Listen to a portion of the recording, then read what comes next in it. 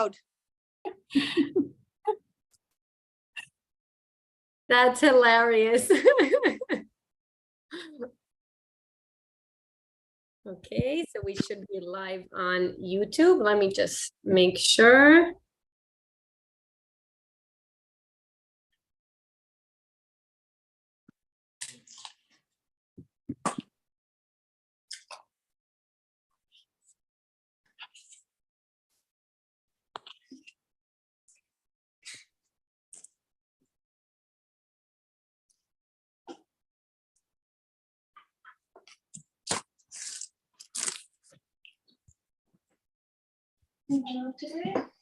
Yeah, we were in school today.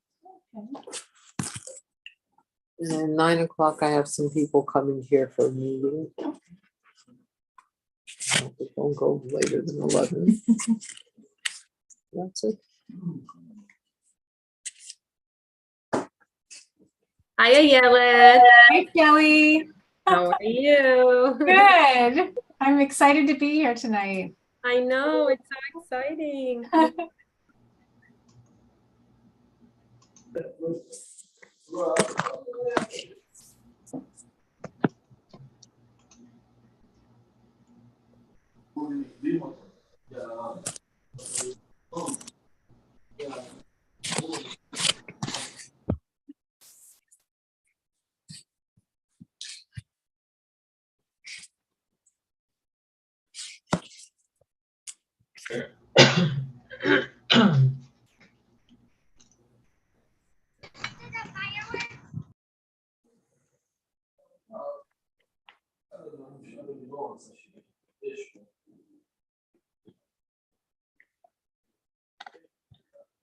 Okay, we always have to take care of some technical stuff. Technical stuff cause a lot of problems sometimes, but are very useful. Like the Rebbe said, we should use it for good things and to spread Yiddishkeit.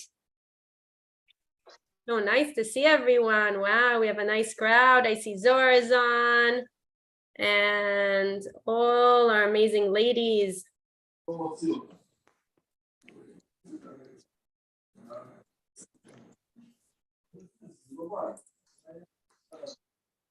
Everyone, if you can, try to mute yourselves, and we're going to also go around and mute you if you don't know how to mute.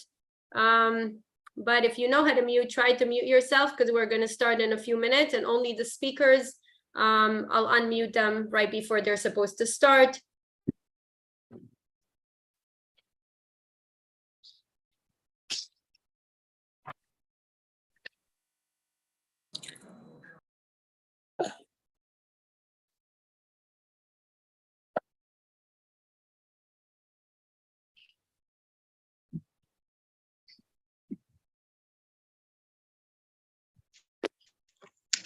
Okay.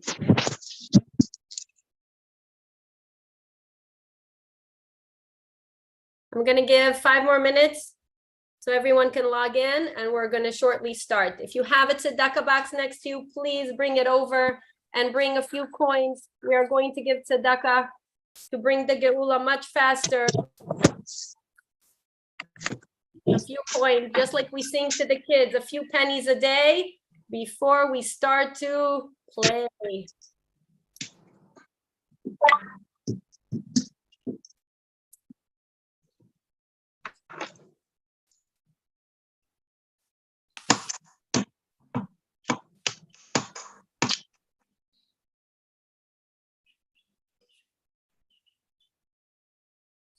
Hi, everyone who just joined in. We're muting everyone.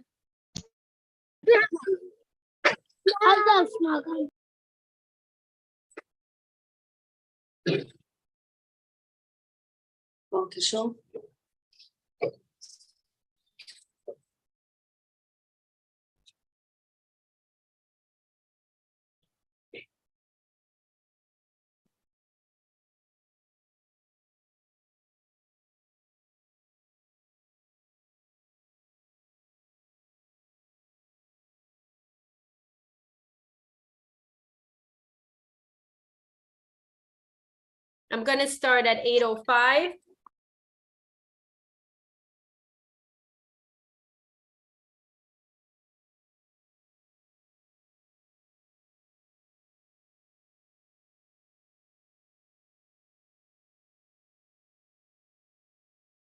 Okay, everyone, I'm going to give tzedakah on my end in the merit of all of us in this Zoom and everyone else that's going to be joining us tonight. If you have a tzedakah box, please use it, put a few coins. I'm going to start with the Rebbe's kapitel so we can also have Tehillim in the merit of the tzedakah, the Tehillim that we'll say tonight, and the Divrei Torah. Bezrat Hashem, may we merit to see Mashiach. So I'm going to start with kapitel 122. כ"ב שיר המעלות לדוד, שמחתי באומרים לי, בית אדוני נלך, עומדות היו רגלינו בשעריך ירושלים. ירושלים הבנויה, כעיר שחוברה לה יחדיו, ששם עלו שבטים, שבטיה, עדות לישראל, להודות לשם אדוני, כי שמה ישבו כיסאות למשפט, כיסאות לבית דוד. שאלו שלום ירושלים, ישליו אוהבייך. יהי שלום בחילך, שלבר בארמונותייך. למען אחי ורעי, אדברה נא שלום בך. למען בית אדוני אלוהינו, אבקשה טוב לך. May we merit to see Mashiach and to bring Geula. And this is the point of our class tonight. Last year, we started with the Yud Bet Yud Gimmel Tammuz Zoom in honor of my birthday, but rather it's more in honor of the Geula that the previous Rebbe, Rabbi Yosef Yitzchak Schneerson had, and that it affects all of us, all the Jewish nation.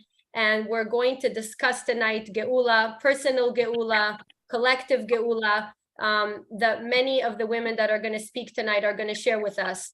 Many of the speakers are friends, people that I've met along the way in my years here in the United States since I came from Israel.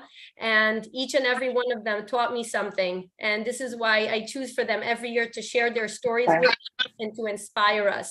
And everyone who joined in, welcome. I'm so happy to see all the amazing women joining us tonight in this powerful Zoom.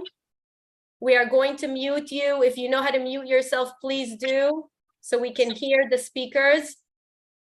Thank you so much. We're also live on YouTube, so if we max out our Zoom, some people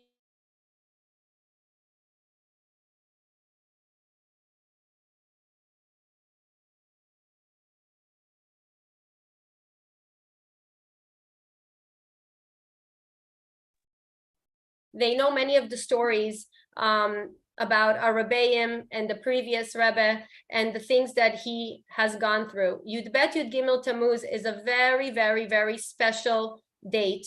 And I think that my first connection with the previous Rebbe started by realizing that my Hebrew birthday is Yud Bet Tammuz. And that was the first time that I actually realized that I do have a connection, whereas before I thought that I have no connection to any of the Rebbeim. I've never seen them in person before. I did not grow up in Crown Heights. I didn't grow up in a religious family. And that was my first connection, feeling that I have something that I share with the Rebbe. And it was very, very, very special. And I think that realizing later on also that my profession has switched and I work with young children, it meant even more to me, because everything about Rabbi Yosef Yitzchak was about Mesirut Nefesh for the education of young children.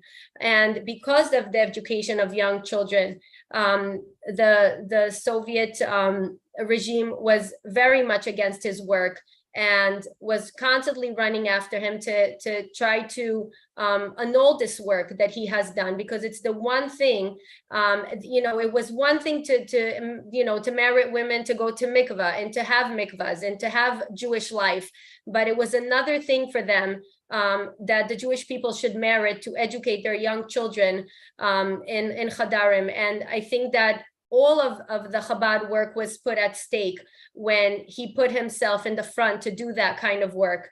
And because he had a geula that was not a regular geula, it was geula that's not understood. There was no way to go against the Soviet regime. There was not we were not physically powerful enough to do that, but because he was God-fearing and because of the delicate work that he did, Hashem made many miracles for him, and he merited to come to America and institute Jewish life in America, which we are all using today, meriting today, our children are using today, and everything that we do is because of his hard work and in his mesirut nefesh. So we'll talk about it more as the night goes by, but tonight and this whole week is redemption for all of us, redemption for Jewish education, understanding that Hashem is with the Jewish people, and a Jewish person has to be proud and has to walk proud and understand how important it is to educate our little children in Yiddishkeit and to be proud of it. So I will speak less and do more. So I'm going to start with our first speaker, Rishi Deitch, editor-in-chief of the Neshei Chabad newsletter, one of my favorite newsletters. Everyone that knows me knows that I always give a Neshei Chabad newsletter, or I get a subscription for someone to merit to read these amazing articles. Rishi is also a personal friend who's always supported my work and gave me a lot of chizuk. So Rishi, the floor is yours. I'm going to unmute you.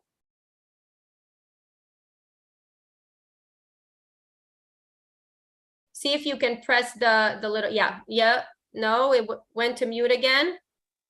Now it's good. Can you hear me? Yes. Okay, it's very weird for me to be speaking in front of Maura Gorowitz. I should be learning from her, not the other way around, but I'll try to make her proud. And in general, my policy is whatever Shelley asks, I do. She asks very little. She only gives. If she wants something back, I try to do it. Okay, so 2 stories. First of all, a Baal Shem Tov story. Many years ago, it was cold in Europe, and there was a bartender, a Jewish man, and business was really lousy, and his barrels of beer and mashke were completely empty. He had no money to pay his creditors. Business was terrible. But his belief was he did never ask Hashem for anything. Whatever Hashem will give him, he's good. He never asked for more. And one night, the Baal Shem Tov came to his town to raise money for his yeshiva. And the Baal Shem Tov saw the bartender's little shack, and he said, let's go there. And the Chassidim are like, what, going there to raise money? It's a shack. There's not even smoke coming out of the chimney. Obviously, they're poor. And the Baal Shem Tov said, we're going there. So they went there, and they walk in, and there's the bartender with his wife and his skinny little children. Everybody's hungry and cold. And the bartender, the Baal Shem Tov says to the bartender, how about something from Chassidim to eat? So the bartender says, well, I have this little bit of bread. I was going to give it to my children. So the Baal Shem Tov says, here's the Chassidim, says, eat it, and then eat it up. Then the Baal Shem Tov says, how about something from my Chassidim to drink? So the bartender says, I have a little bit of tea. I was going to give it to my wife. So the Baal Shem Tov says to the Chassidim, drink it. Then the Baal Shem Tov says to the bartender, how about a donation for my yeshiva? And the bartender's like, Rebbe, me? A donation? Look around you. We're totally broke here. I don't even have a business right now. My business is dead. So the Baal Shem Tov says, what's that over there in the corner? What's that? Are those like coldress? Are those feather blankets? Feather blankets? So the bartender says, yes, when we got married, my shviga bought me feather blankets. So the Baal Shem Tov says, well, if you sell those blankets, you could give me a donation for my yeshiva. So, the bartender says, okay, if that's what you want me to do. He takes the blankets, goes to the marketplace, sells them, comes back home, hands the Baal Shem Tov all the rubles he got for the blankets. And the Baal Shem Tov puts it in his pocket and says to his Chassidim, let's go. As they're driving away, the bartender is sort of following the wagon, thinking maybe the Baal Shem Tov will just throw in 1 ruble, even just a kopeck, so he can buy a little bread. No, the Baal Shem Tov drives away without a backward glance. That night, the children, they're used to being hungry, but they're not used to being cold, because they always had the puch coldress. They always had the feather blankets. Tonight, not only are they hungry, but they're cold. And the children started to weep and wail. And the bartender just couldn't take it. And finally, for the first time, he banged on the table and he said, Eibishter, please give me parnasa. Finally, the children fell asleep. A little while later, there's a boom, boom, boom on the door. And the bartender jumps up. It's Ivan, the guy. And he says, I want a drink. I heard you have a bar. Now, the bartender was afraid to tell Ivan that all he has is empty barrels. So he poured a little water into the barrel. And he took from the water had a little bit the smell of the beer. And he gave it to him. And Ivan drank up and said, this was delicious. He gave him a ruble. And he left. 2 hours later, another boom on the door. This time Ivan came back with all his friends. And he said, give them the same drink you gave me. No problem, got plenty of water. And he swishes it around in the barrel, gives them the drink, they all pay him. And the next night, the next morning, the bartender goes to the market, pays up all his creditors, fills his barrels, business is good. That night, Ivan comes back with all his friends and said, and the bartender says, here, I owe you some change. You guys overpaid me last night. What? A bartender that not only the beer is good, but he's honest? We're only going to come here from now on. And the bartender becomes a rich man. A year later, the Baal Shem Tov comes back and he says, Chassidim, we're going there. And we're like, oh, isn't that the place we went last year? But last year it was a shack and now it's made of brick. And now there's smoke coming out of the chimney. And the Baal Shem Tov says, yes, that's where we were last year. And they go inside. And the bartender is very happy to see the Baal Shem Tov. And now he has food to give him and plenty of drink for his Chassidim. He sits them down and they're eating and drinking and bringing. And at one point the bartender says to the Baal Shem Tov, Rebbe, may I ask you something? And he says, of course. He says, can I ask you please, what happened here? You came to my house last year.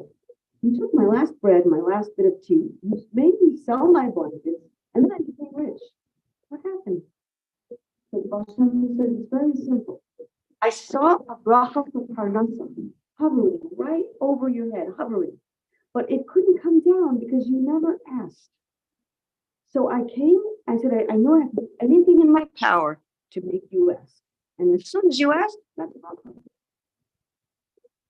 Another story that happened to me personally is that about 28 years ago, I got a phone call if I could come and read mail for a blind woman once a week. And I said I could, but I have a 3-year-old. Would you mind if I bring my 3-year-old? And I asked her, and she said, don't worry, I'll buy her an Etch-a-Sketch. She can play on the Etch-a-Sketch every week while you read me my mail. So I started going every Sunday morning, 9:30 with my daughter Meryl.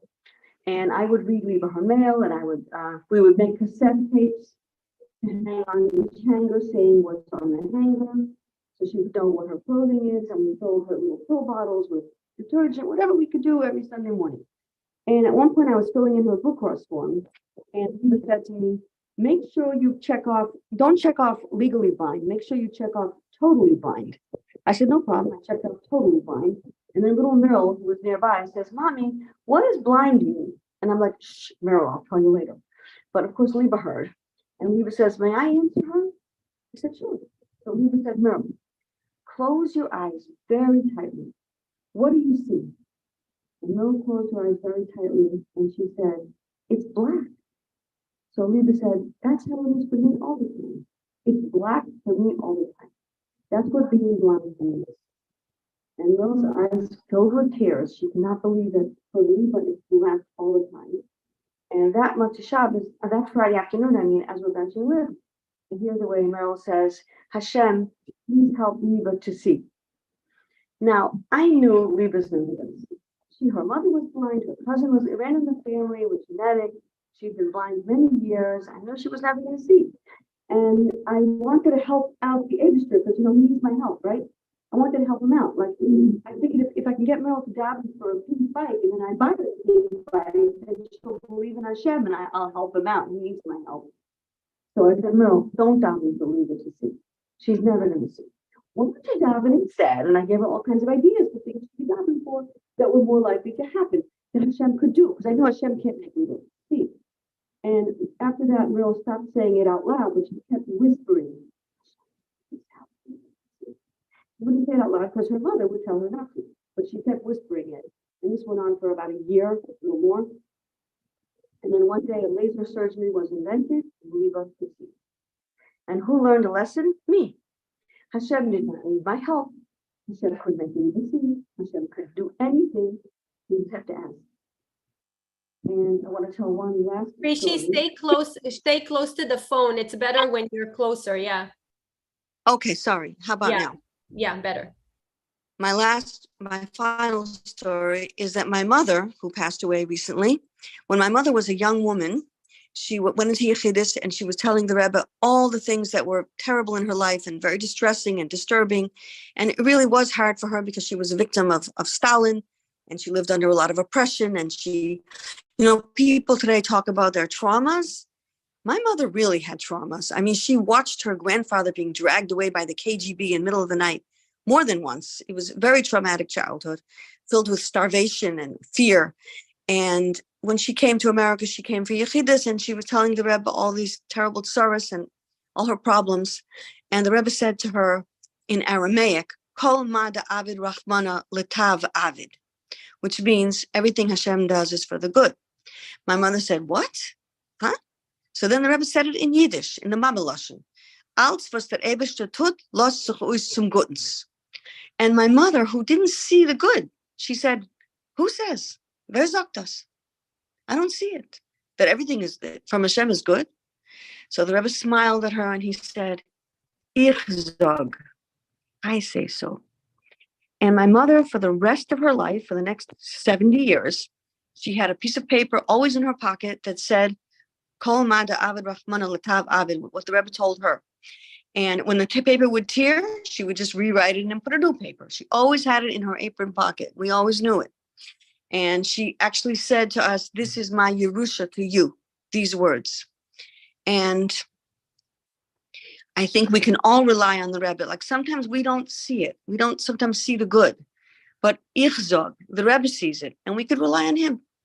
So I want to wish everyone, especially Shelley, that it shouldn't be hard to see the good. And it should be obvious. And I love you, Shelley. Thank you, Rishi. You're amazing. This was really a team effort. Okay, everyone.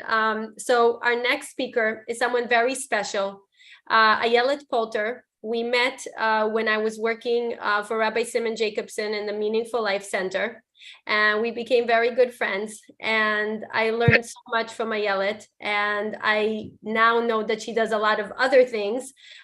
She wrote a very special essay in 2019 for the My Life Chassidus contest, and she won.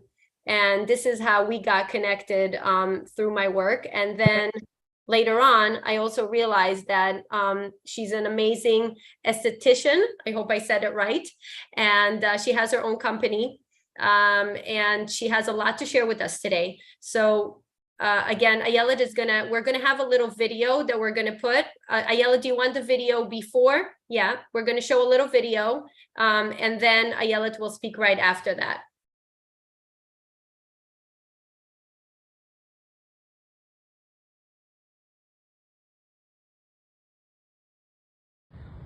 For 1 minute, close your eyes and appreciate right where you are, right now, with this beautiful circle of women. Tonight, we'll be thinking about the past and the future.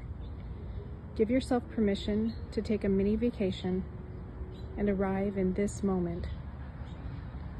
Fully allow yourself to be and notice that you are being breathed over 20,000 times a day. Without your thinking about it, you are being breathed, because your birth was God saying you matter. Without you thinking about it, your heart is beating over 100,000 times a day, and all of your body's intricate systems are running on potatoes or whatever it is you ate last.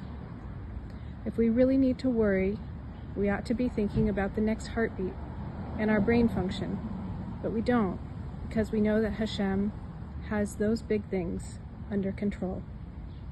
Allow yourself to feel deeply grounded, calm, and centered in that awareness. A niggin takes us from one place to the next. For the next minute, allow the song to penetrate your soul.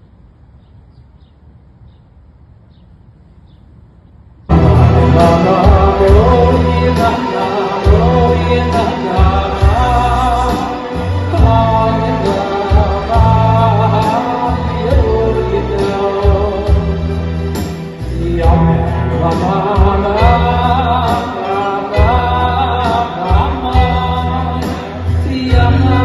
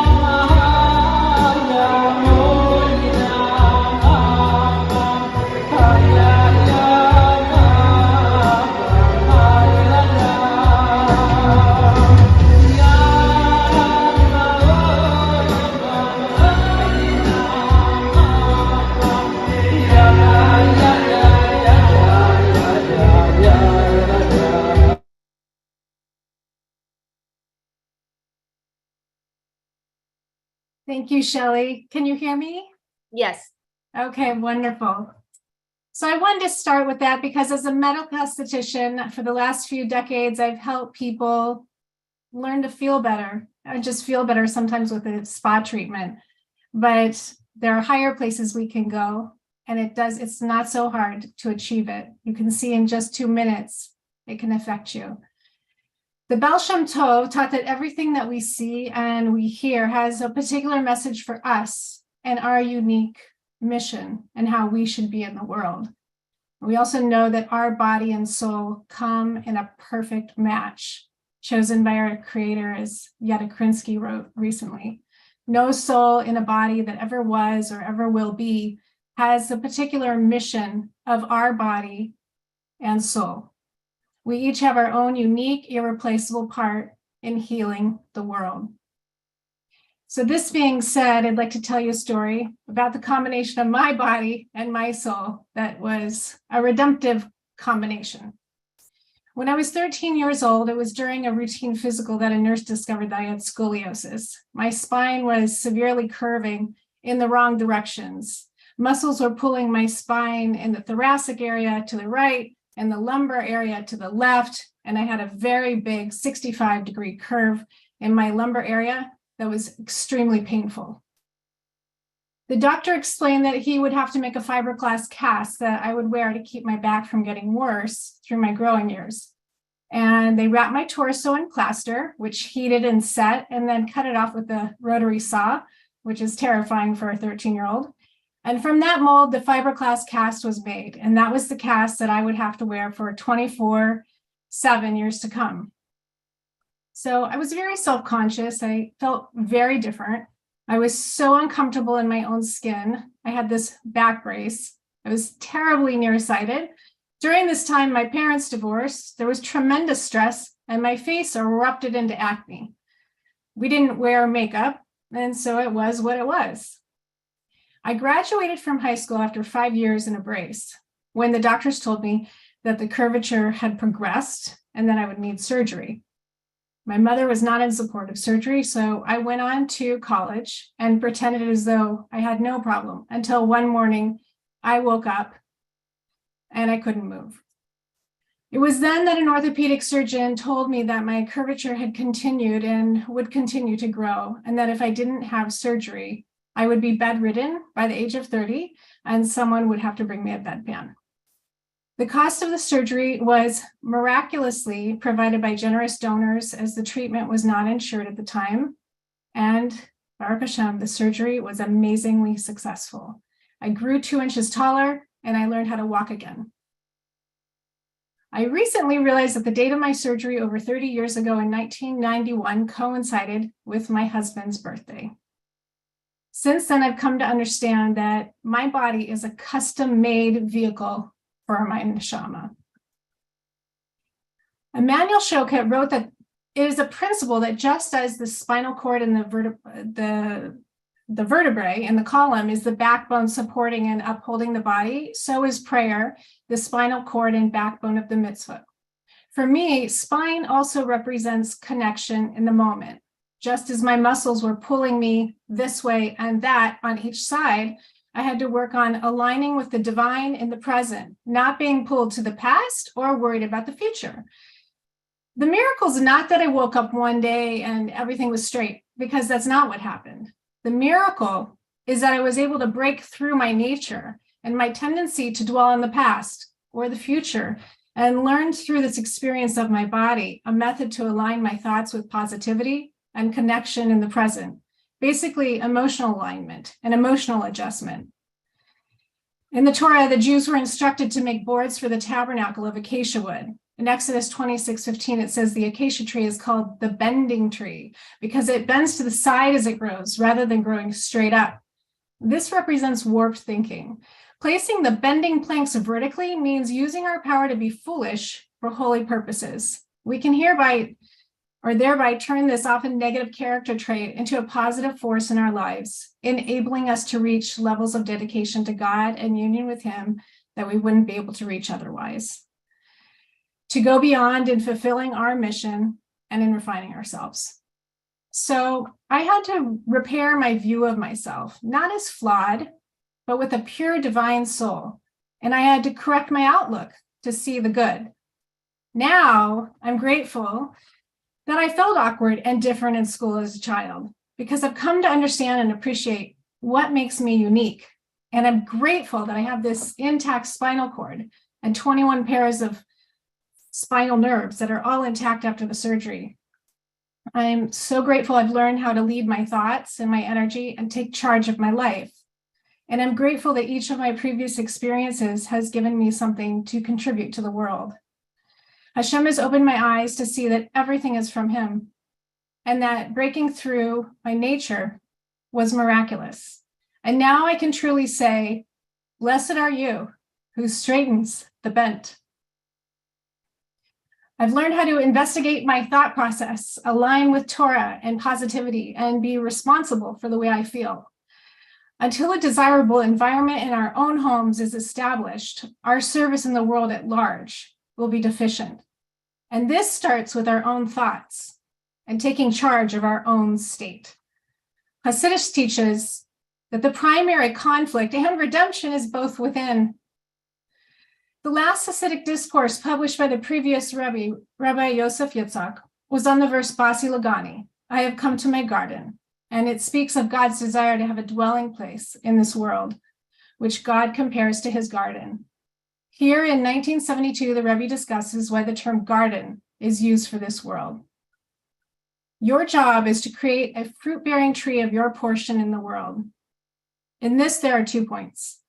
He cannot be satisfied that his portion of the world remains constant, that today will be the same as yesterday and tomorrow will be the same as today, as long as it's not worse, and that's sufficient. That would be a residence. But you exist in a world that must become an orchard. In an orchard, everything must grow. Grapes and olives, whatever's there, they must grow. Furthermore, when a person's not satisfied with working on himself, but invests his efforts to work with another Jew who is like a tree, then the latter must also become like a tree in an orchard. And not only must the tree itself be healthy, but a good tree produces fruit, which produces yet other trees. In other words, the tree's fruits contain seeds, which when planted, produce another fruit-bearing tree with its own seeds and so on, endlessly. And this was the Rebbe's method.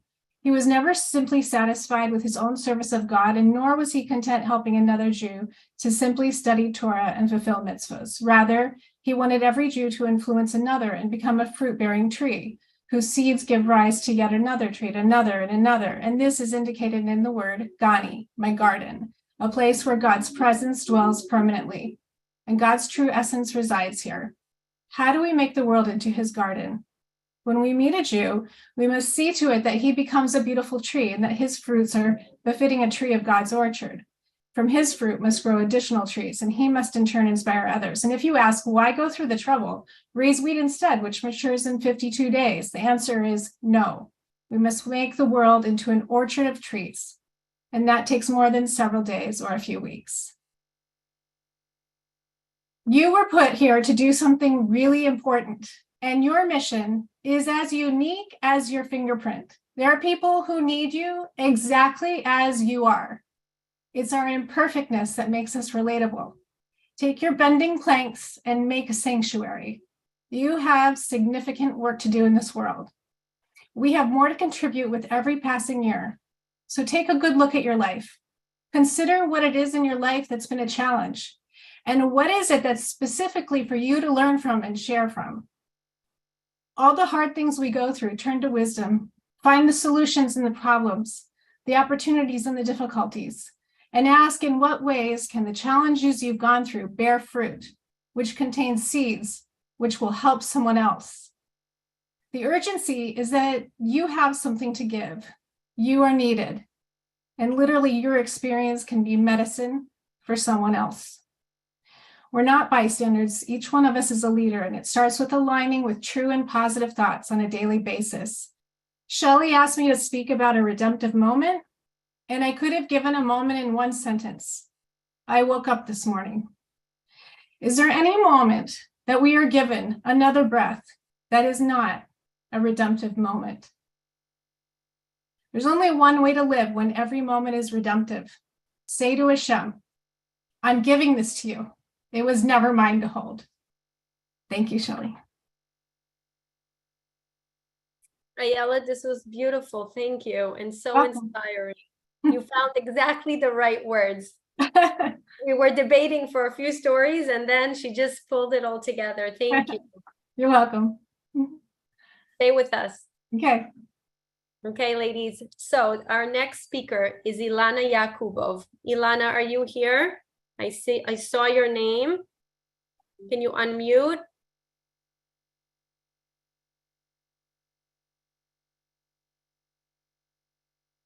Okay, so I'll talk about Ilana until we see her.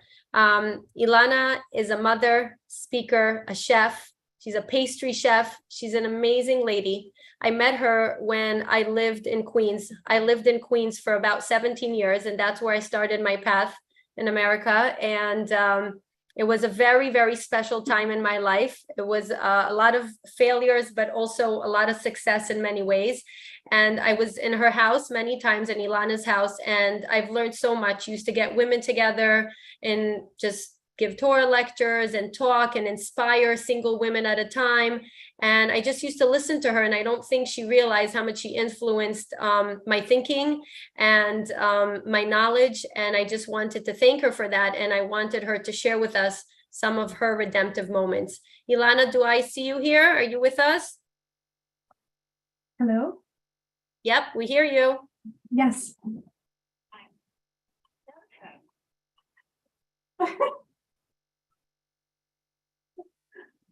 Ilana? Hi, do you hear me? Yes, I hear you. Good. Hi. It's a big pleasure to be here. Ayelet and the speaker before were just so inspiring and amazing. I don't even know how to say, but we know that every Jew has their journey, their mission, their growth. So I'm going to start with, actually, Ayelet mentioned that every day when you wake up is a redemptive moment, and she's so right, because there's so many stories I can say, but I'll pick my recent one that was talking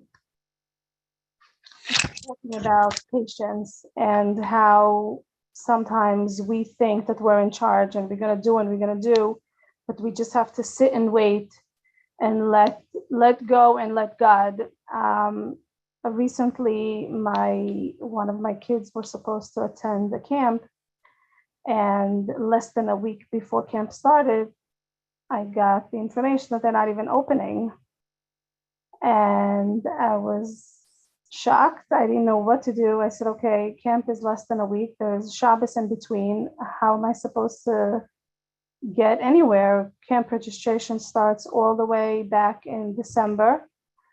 And it was very difficult, and I didn't know how to do. I started making phone calls to this and there and there and there, and nothing is opening. And I said, you know what? I'm not going to stress out. I'm not going to go crazy.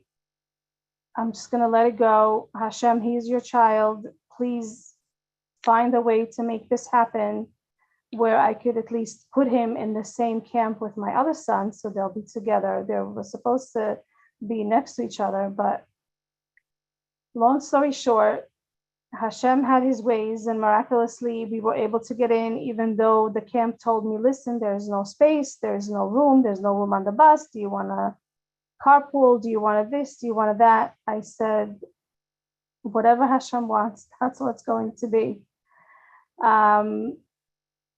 Long story short, we were able to get him onto the same camp with my other son and on the bus, and everything worked out the way Hashem ordained it to be. I think it's beautiful that we have this Zoom tonight to give each other so much chizuk. It's totally amazing and inspiring, and may we continue giving each other koach, because every Jew is important. And I think the Rebbe Lubavitch mentioned, or one other Rebbe said, the day that you were born is the day that Hashem decided that the world cannot continue without you. You're needed here to do your role, your tafkid. So we're all here, we're all special, and we should know it and tell each other every day when we wake up in the morning. So thank you, ladies. Ilana, thank you. Can I ask you a question? Sure. So when this happened with your son, what did it change in you? Did it change anything for you, or did it just empower what you already knew, that Hashem will just take care of it and something good would happen? Did that also change something for you after that happened? Yes, it did, because again, I said everything in like a very short, we went through a really rough year with my son this year. And I just kept going and trying and doing. And I learned that I needed to just let it go and let Hashem run the show instead of me trying so hard to have things happen to me now. Like I need a solution now. We're living in society where we press a button and we get everything at the moment. So because we're just used to doing and expecting results like right away, that was a big wake up moment for me to say, Ilana, you need to calm down. Maybe this is not the right time. Everything is going to work out. He is also a child of Hashem. Let Hashem do what he needs to do. So it was more like a, what's the word that I'm looking for? Surrender and saying, it's from you. I'm letting you handle it. You decide when it's the right time. You decide how this is going to happen. And a lot of times we like to take matters into our own hands and think that we're the ones that are in charge of how things are going to be and what's going to be. But it was very humbling and it was a very hard process to say, you know what, I'm going to let you do it. And you know better because he's also your child. You gave him to me on a loan to take care of. And therefore, you know better than me what's best for this kid. And the moment that I let go, the stress, the anxiety, all the lachats just let go. And I said, you know what? Hashem can do everything and anything. He's everywhere. He loves everybody like they're their only child. So he's going to take care of it. And things just happen to fall into place.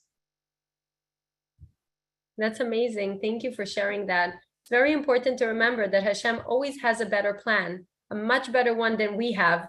It might not fit to the box that we create in our mind, but when you let go, like Ilana said, you see miraculous things. You see better things than you could have ever imagined for yourselves and for others. Okay, so with that said, Ilana, thank you so much. I'm going to move to our next speaker, Sarah Blau. Sarah, I saw you here. You look very pretty tonight. I love the orange color. Sarah is a dear friend. A lot of people know her as a writer, as an educator, as a speaker, as an MC. She's also hosting an amazing podcast that I listen to all the time and take tons of ideas from. I love your questions, the Optimizing Mothers podcast. And she works in Beis Rivka, also high school, and she just does so many things. And we met more closely when I worked in the Meaningful Life Center, Rabbi Jacobson's Meaningful Life Center, when she was publishing her book, Close to You. And we did a lot of work at that time, and it was just very meaningful time. And I learned so much from you. And we cannot have a night of redemption and inspiration without you. So please share with us. You can unmute. I have to unmute you. Let me see. Why is it not going?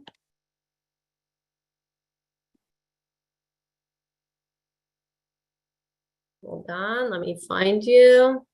Okay, I'm asking you to unmute. Oh, wait, now again? Okay, good. We're good. We got it. Thank you, Shelly. Of Thank you course. for such a warm introduction. And yeah, it's an absolute pleasure to have worked together, and we'll continue working together. And exactly, the friendship remains. So thank you so much. Thank you to everyone else who have shared such beautiful words of inspiration. It's like one loan for bringing. There was once a guy, Mr. Levine, who wasn't feeling good, to put it mildly. And so he calls his doctor's office and he speaks to the receptionist and he's like, I really don't feel well. Something's definitely wrong. And the receptionist says, well, Mr. Levine, it looks like we have an appointment available in about 2 weeks. And he lost it. He's like, 2 weeks? I might be dead by then. So the receptionist calmly says, that's not a problem. If you are, your wife will let us know and we'll cancel the appointment. When I read it, first I giggled, and then I was like, what's going on here? This receptionist is robotic. She's apathetic. The humor is playing on the fact that sometimes in life we act like robots. And for me personally, I was thinking about it, like, when do I sometimes feel like I'm just responding and I'm not really listening and I'm just saying something and it might be ridiculous? And sometimes I'm doing something and my little 5-year-old comes to me and asks me a question and I like respond. It doesn't make sense. I could say, my son will be like, mommy. And I'm like, oh. So when Shelley asked me to speak about a redemptive moment, it's not a one-time story. I want to talk about each moment that I have an ability to be present and really listen to what my children are saying, to really be present to what anyone, a friend, to really be present to the needs of the people around me. That's a redemptive moment. And it's really not easy. It's really, really, really not easy. I mean, we live in a world full of distractions. My brain works in a very distracted way, constantly thinking. And this ability to focus and be present is something that I think I struggled with from when I was younger. I used to write focus on my high school notes. My friends can attest to that, because it's really hard to focus. And freedom for me means this ability to be present. And it's like, just like, when I'm in nature and I really feel free is when I'm really feeling the moment, seeing the lake, the sunshine, the greenery, being freed from distraction. That's freedom. And it doesn't come easy. And there's a couple stories that have been shared about our Rebbeim that really shed insight into this extreme mental effort that it takes to be present. There's a story of the Rebbe Maharash that he was once seeing a number of his Hasidim for Yechidus. He had his Hasidim coming in and, requesting, talking to the Rebbe Maharash, bearing their heart out. And after only a few Hasidim, the Rebbe Maharash called over his assistant and he asked him to get him a change of clothes because his clothing was soaking wet. And his assistant questioned him. He said, whoa, what's the exertion over here? And the Rebbe Maharash says, I want to just explain to you. You think people are just coming in and talking to me? When I listen to a chassid who's coming to pour their heart out to me for spiritual advice, for support, for a bracha, I have to fully invest myself into the chassid. I have to hear what the chassid is saying. And then in order to answer them, I have to go back and be a rebbe. And I'm switching my clothing multiple times an hour. Of course, I'm going to sweat through it and need a change of clothing. And it's so insightful in the sense of what does it take to be present? It takes listening to the other person. Because usually when I'm listening to you, I'm thinking of what I'm going to respond to you. Being present means I'm not even thinking of what I'm going to say. I'm listening to you. And that is such a gift that I could give to my family, the gift of presence. That is such a gift that I could give to anyone around me. And I know I struggle with it. I know I'm looking at my phone. I know that there's this constant demand for our attention. It's by design. It's by design that technology does it that way. It's trying to be as addictive as possible. And so rather than just bemoaning that, I want to just highlight that we find as many moments as possible to be as present with our friends and loved ones. There is a story told of the Rebbe Rashab that he was once about to say a mimer, a Hasidic discourse. And it's customary amongst Hasidim before the Rebbe says a mimer to sing a preparatory song, to sing a niggin, a hachana niggin, of preparation. And one time when he was about to give this mimer, and it was during the time that the Hasidim were singing the preparatory song, the Rebbe Rashab felt that they were trying to get over with it. They were trying to like quickly finish the niggin so that he should say the words of Torah. And he stopped, he paused, and he said, right now you're singing the niggin, even if it's just a hachana, even if it's just a prep towards the mimer, you should be in it fully, investing in that fully. And there, again, there's so many stories like this. I'll just share one more because this is in honor of Yud Beis Yud Gimmel Tammuz, in honor of we're celebrating the Frierdiker Rebbe's birthday and his release. The Frierdiker Rebbe was once sitting by a train station, and it was a few minutes before his train was about to arrive, and he was writing, he was working on something. And he was asked, how are you able to write? Like, your train's about to come. Most of us are just waiting, and he said, right now, I have a few minutes. I'm fully invested when I'm writing. When it's time for the train to come, and we're talking about a matter of a few minutes, I'll be fully on the train. So we see this idea of fully being present, fully investing ourselves and listening to other people. And this is actually really highlighted in this week's parsha when I realized, I'm like, oh, Pinchas, like, this is very exciting. What's the story of Pinchas? So one part of the parsha, when it discusses the raffle, the lots, right? Of the different parts of Eretz Yisrael. So the Rebbe says something very, very interesting, that before the Yidden would be able to go into Eretz Yisrael, there was going to be these lots, these preparation, if you will, and it had to be thought, speech, and action. Moshe had to put intention into it, and he had to draw lots, and the lot itself also spoke. And the Rebbe says, because when you do something, you have to be there fully in thought, speech, and action. And the Rebbe highlights this. The Rebbe says that even though it's preparation for something, you need to be fully invested in it. And he introduces a really powerful term. The Rebbe says that Parshas Pinchas, this idea teaches us about what a present person is. The Hebrew word is pnimi, someone who's a pnimi, someone who's internally invested. And I remember learning this sikha years ago, and I remember like these words really like stuck. What's a pnimi? What's the definition of a pnimi? Someone who's fully present.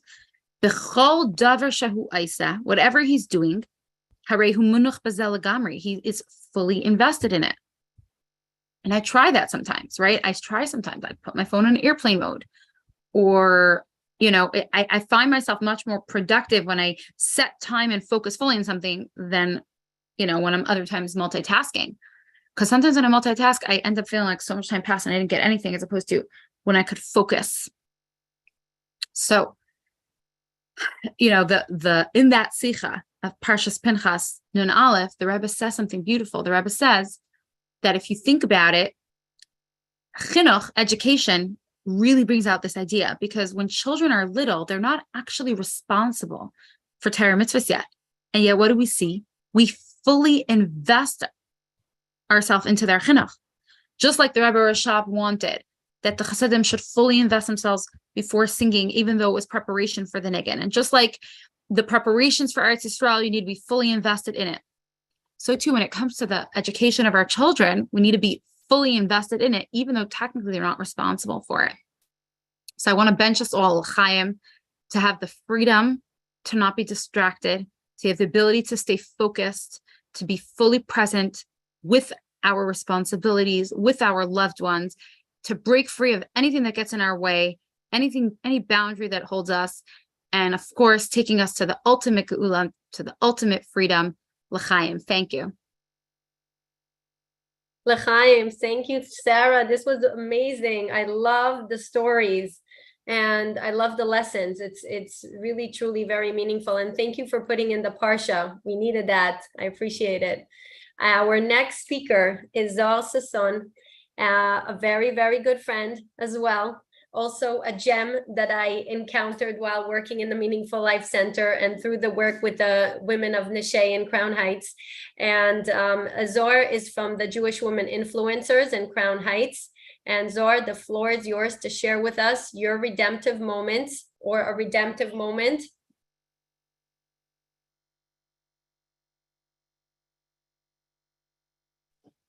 Okay, thanks so much, Shelley. And like everyone else, thank you to all the speakers beforehand.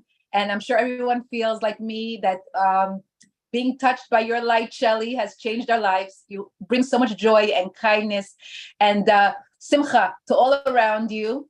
So my family has benefited from knowing you, and keep doing what you're doing. You're a light, Baruch Hashem, and I'm sure the Rebbe is very proud of you. My redemptive moment is real. I have a story, a miracle story that happened on Beis Tammuz, Beis Gimmel Tammuz.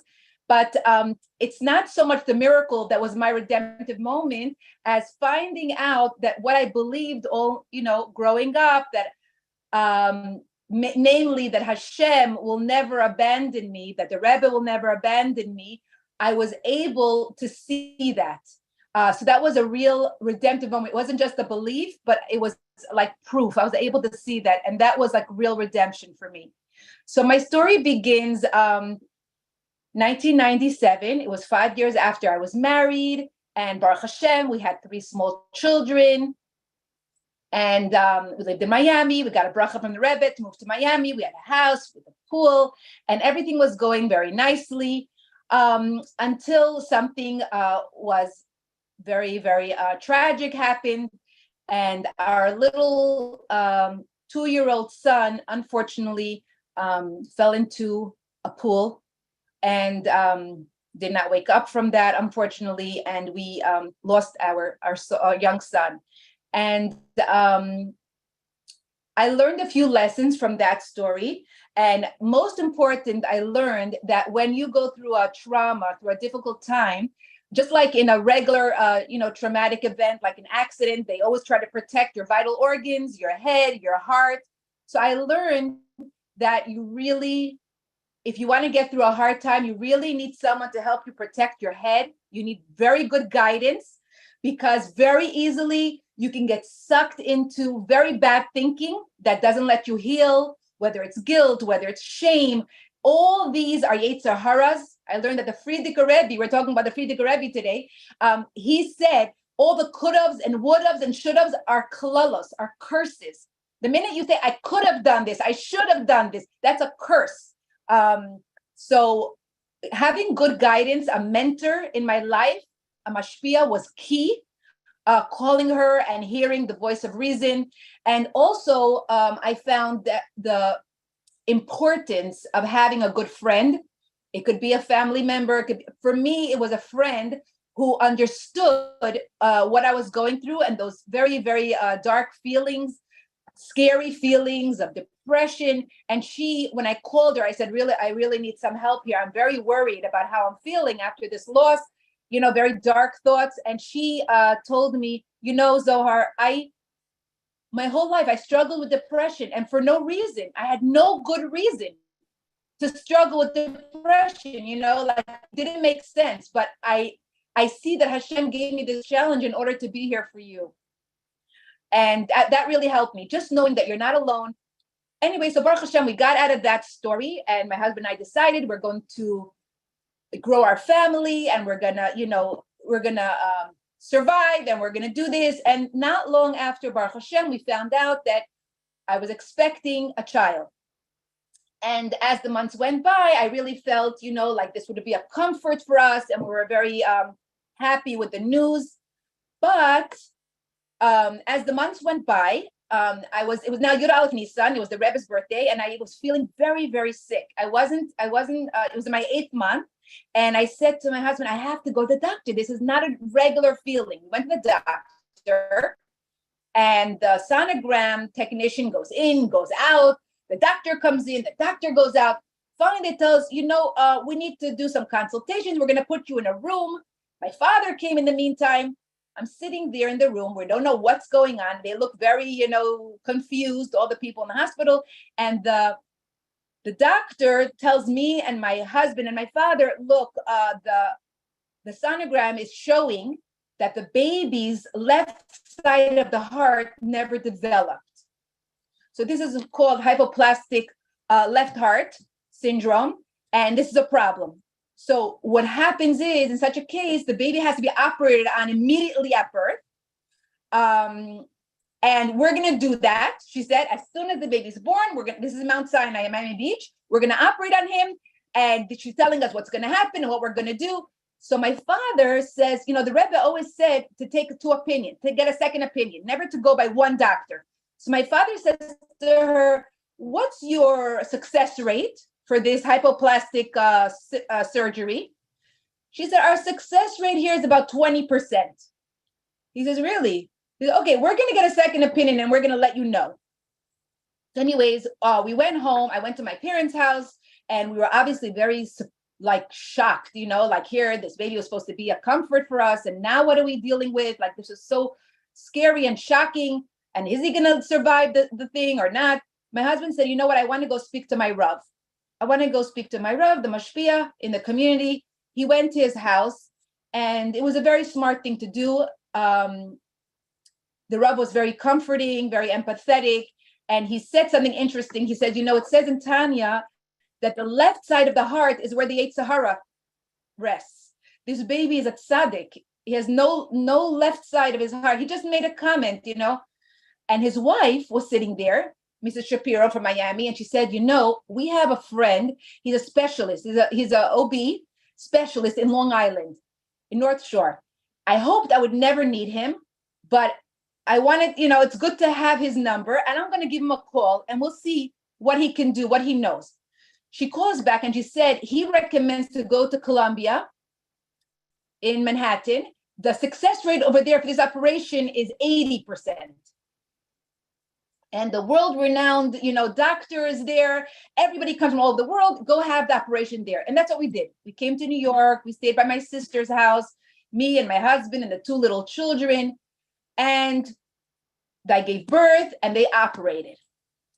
Thing is that the world-renowned specialist operation was not a success, and the baby was not doing well. And as a result of the botched operation, the baby developed a clot in the arteries to the heart. There was a clot growing there, which was very bad because the liquids are not going, not getting absorbed into the body, and the baby is getting bloated and bloated from all these liquids, and they're trying to drain the liquids out of his body. It was a big mess.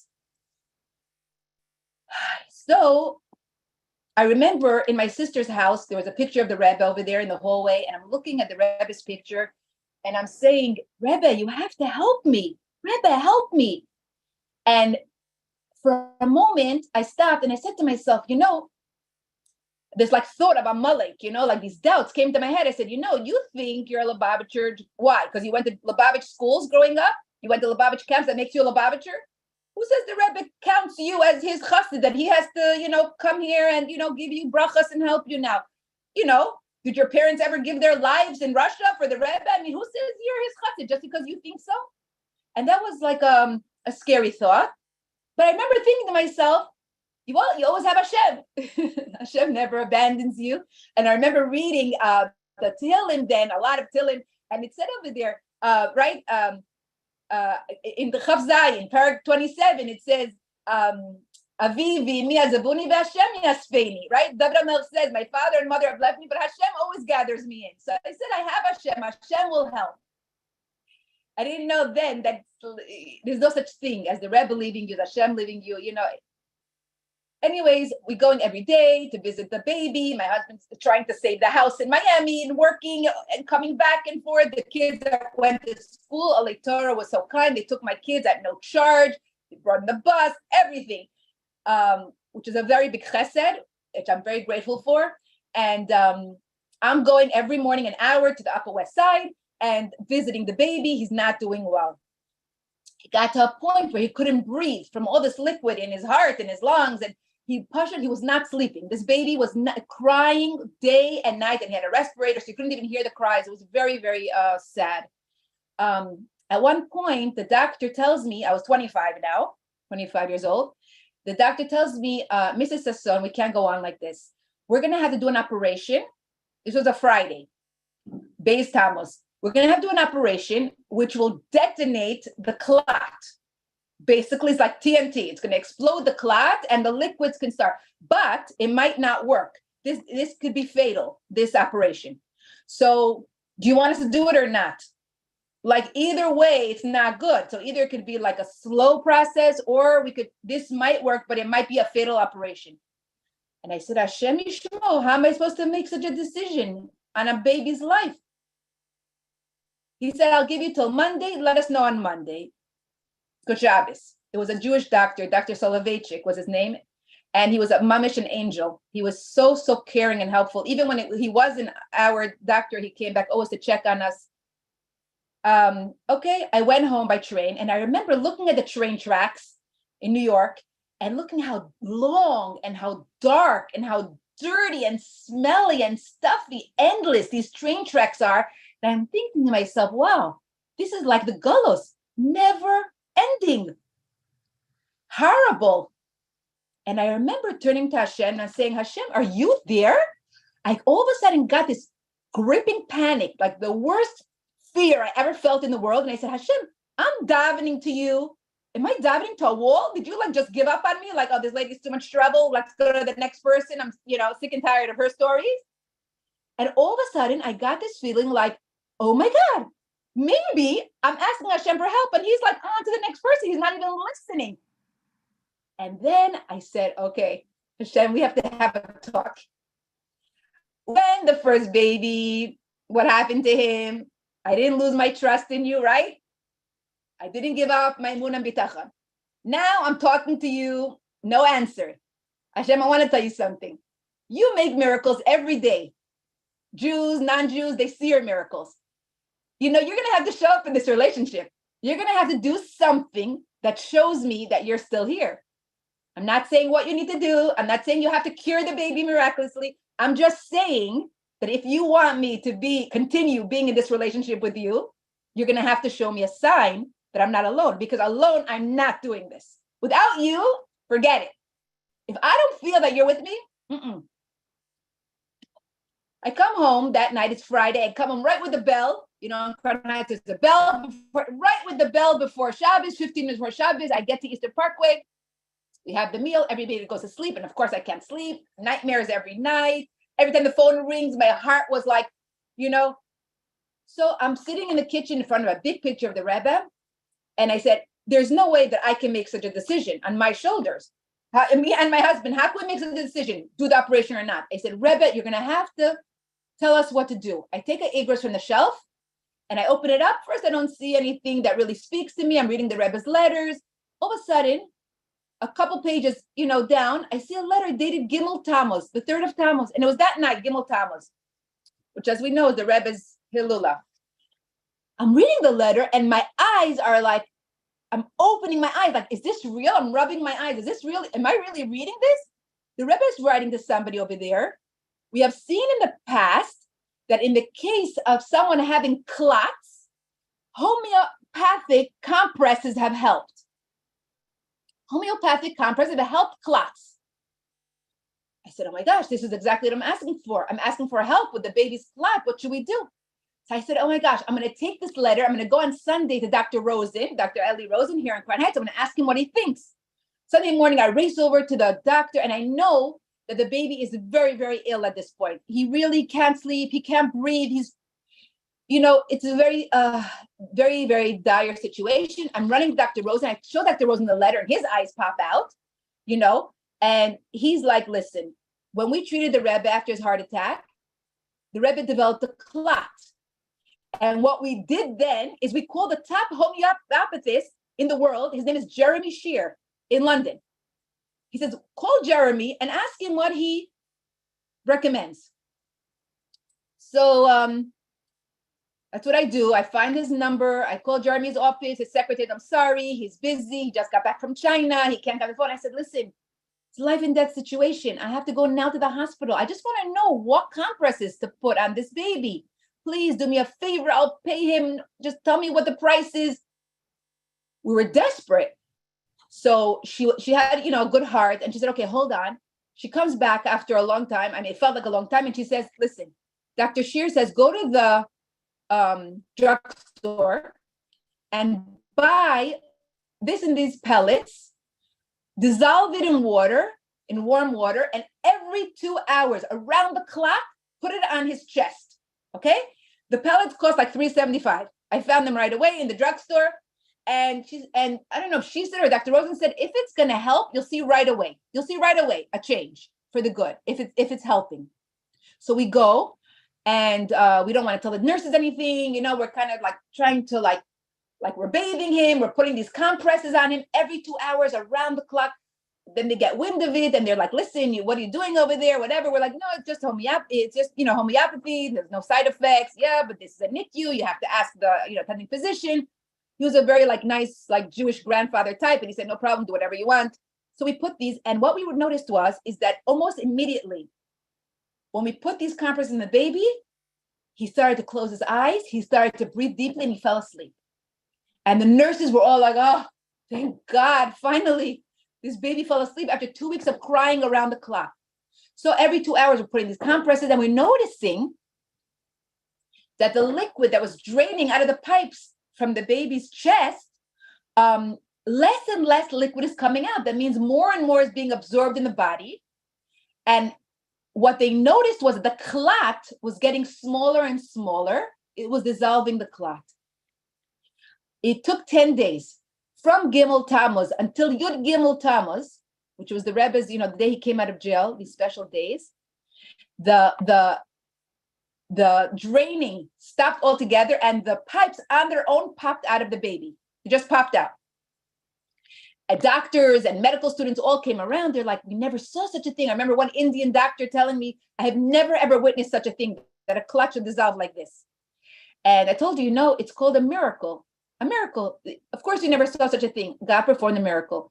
So for me, I knew that Hashem was showing me a sign. How could I ever leave you alone? How could the Rebbe ever leave you alone? You're never alone. So for me, it was a redemptive moment to know, no matter where we're going, and that gave me the courage. If Hashem is with me, the Rebbe is obviously with me in the Igros. I got this answer. I have to know that I can handle it. Hashem is here with me, and he's going to hold my hand. We're going to get through it. What I want to end with was that I saw recently a video, and two brothers were speaking. They were from Russia, and they ended the video by saying, we lived in Russia. It was so hard for us, but we knew something. And this is for everyone to know. If you connect with the Rebbe, he will guide you. And I said, oh, that's the line I need for my story. The Rebbe will guide you. The Rebbe is connected to everyone, the Rebbeim, Hashem. Connect with him and you'll feel his presence. They can never leave us. They're part of us. All of us are part of Hashem. He can never leave us. And I just want to say that, I found my redemptive moment, but it was through, a little suffering. But I read recently that in the time of Mashiach, we don't need the suffering of Russia and the KGB to bring out our Jewishness. We don't need that anymore. The last mimer the Rebbe gave out, the last discourse the Rebbe gave out to us, he was saying that in the time of Mashiach, it won't be through force, through trouble that we'll find Hashem. The children of the Geula, it will be by choice. They don't have to suffer anymore. It's already the Geula. We don't need suffering to bring out the beauty of our souls, the truth of our souls.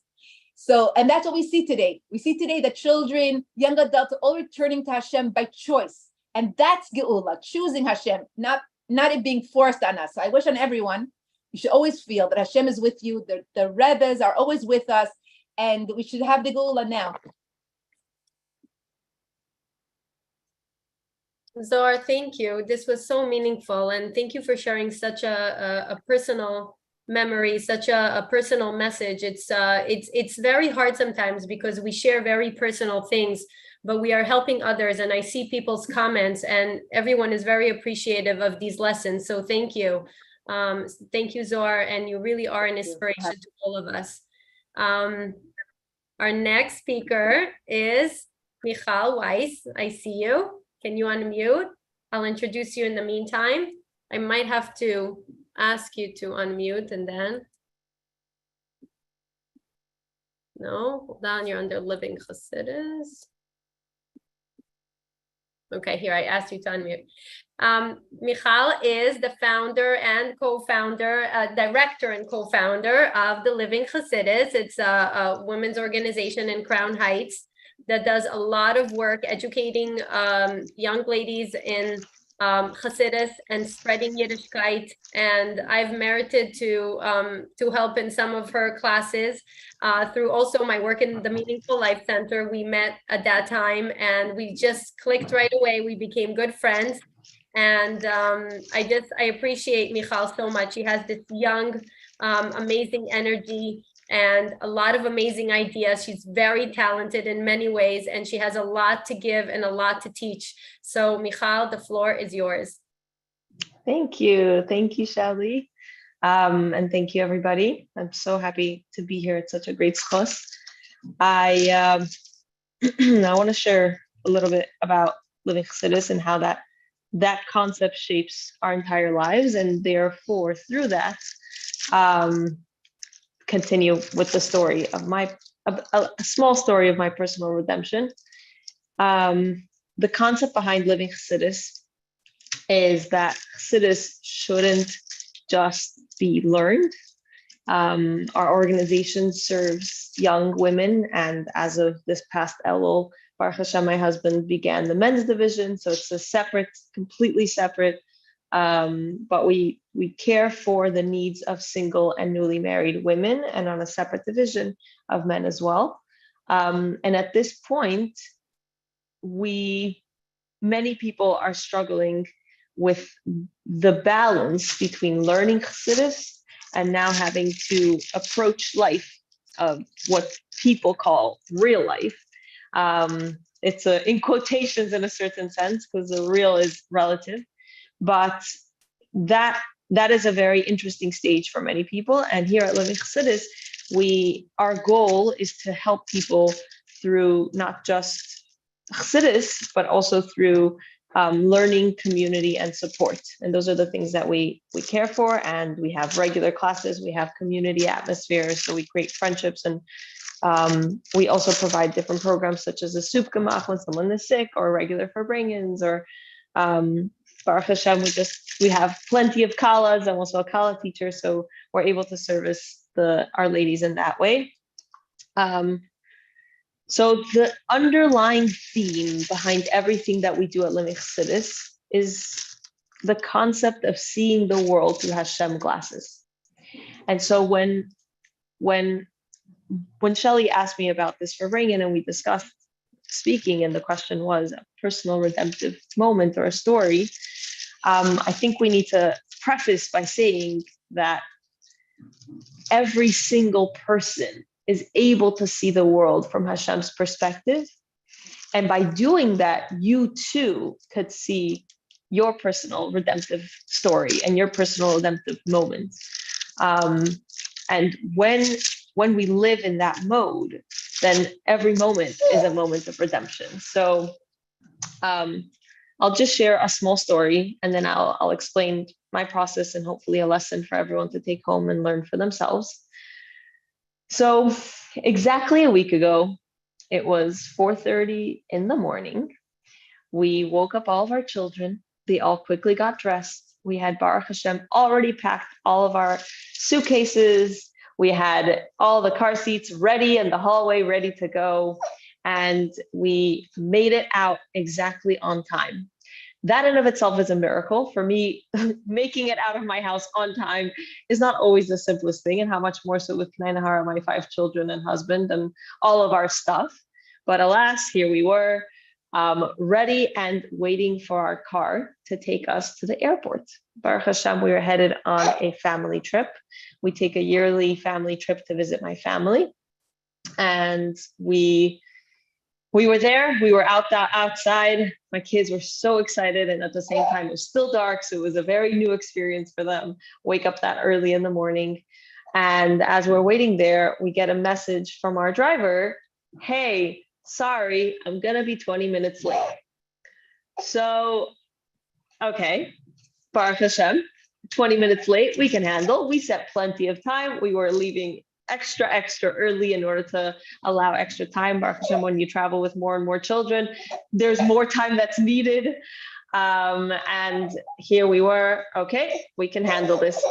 He arrived, we packed everything, and off we were to the airport. As we're driving there, he tells me the reason I'm late is because my the previous person I was driving was not able to. Oh, the previous person I was meant to be picking up, their flight landed at 2:30 in the morning, and they were not able to disembark their plane until 5. So here he was waiting for the previous person, and that was a challenge. So anyway, we're heading there. He tells us JFK is a total disaster. All the flights are canceled. There's a million flights canceled. Everything's a mess. You can't get anywhere. Like, good luck. Good luck to all of you, he said. So here we were, super excited. My kids have been waiting for this trip for a very, very long time. And we arrive at JFK and the lines are literally out the door. It was absolute mayhem. It was insane. So we have to put some things, check them in. If not, we would have gone straight to security, but here we are waiting and waiting and waiting in line to check our things in.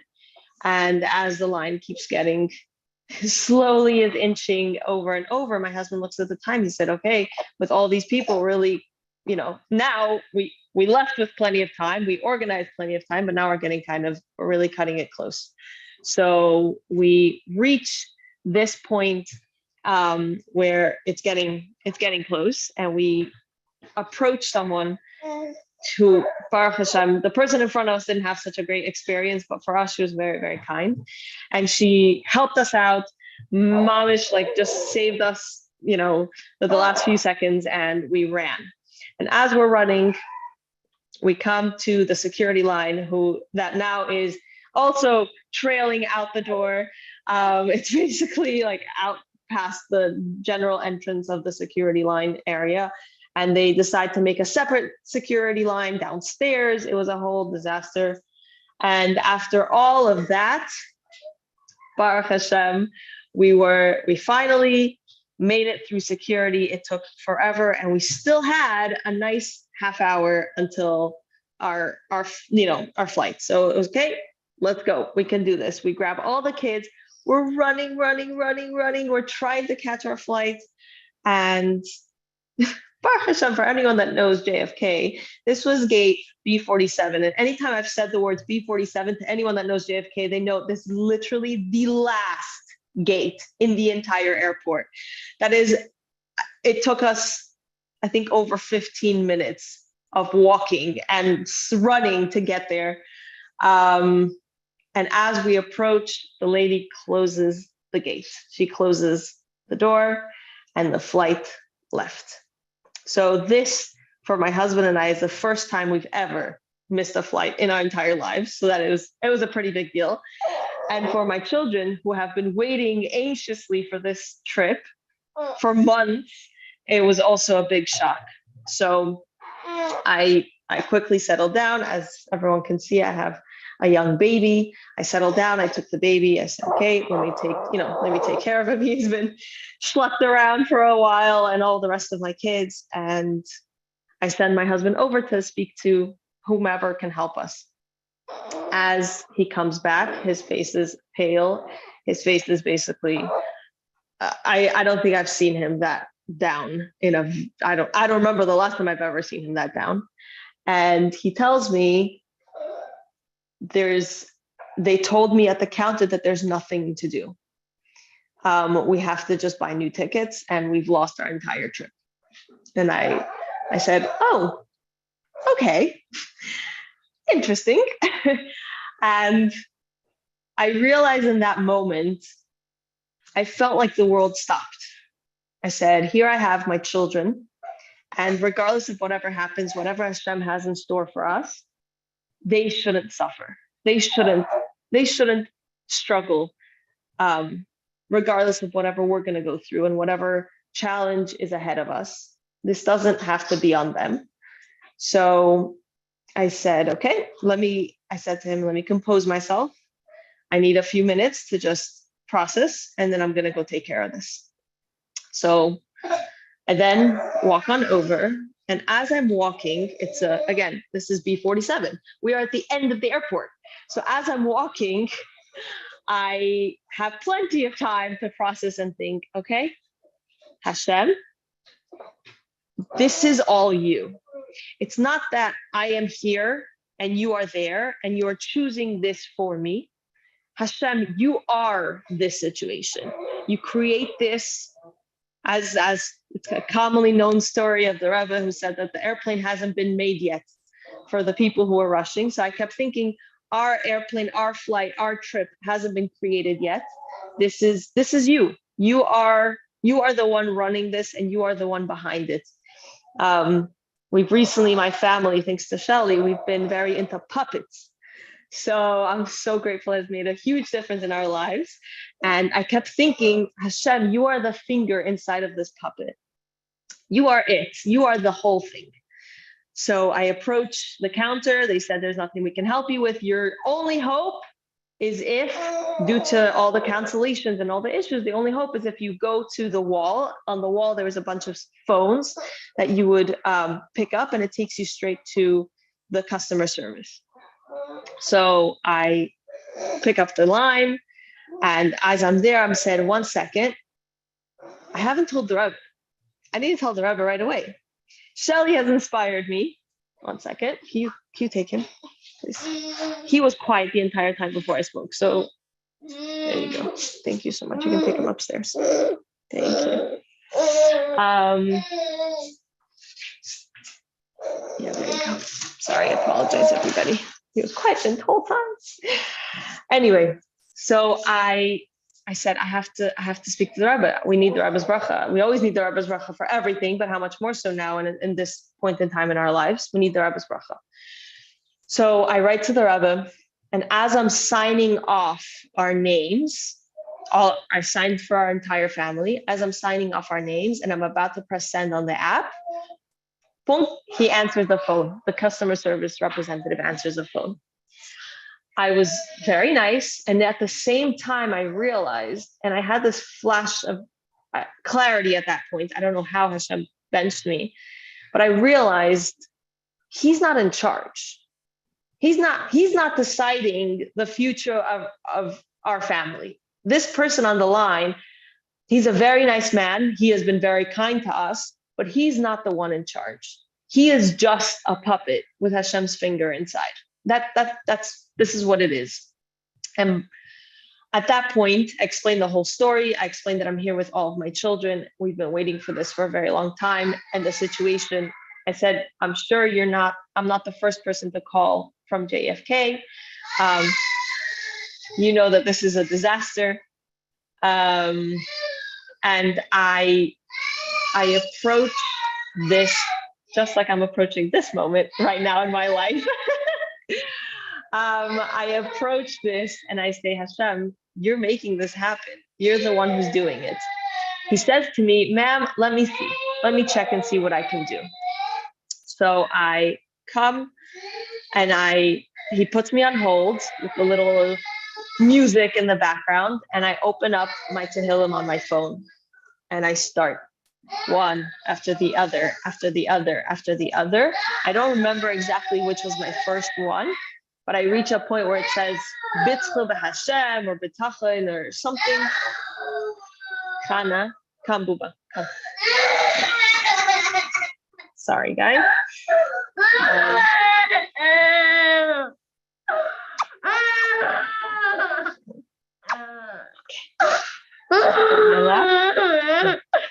Let's say hi to everybody. Hi, everybody. Hi, friends. Come join us. Where are the friends? Hi. Everyone's hopefully sleeping. Everyone else, Mitzvah Hashem. It's okay. Anyway, Special so moment, a special day. yes, Baruch Hashem. So I reach that point where it says something, whether B'tachan, again, I was living so in the moment that I don't remember exactly which kapitel it was, but suddenly I hear those words and click, the guy answers the phone.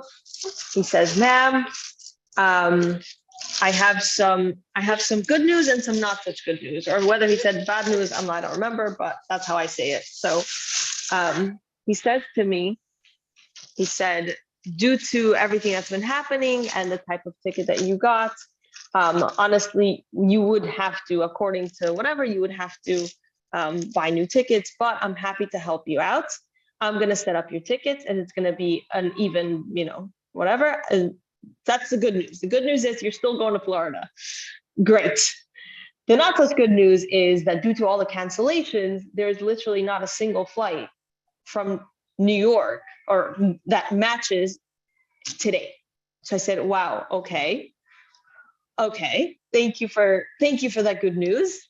Is there any other, when's the next close, like the next soonest flight? He goes to me again, this was last Tuesday, so he goes to me Friday.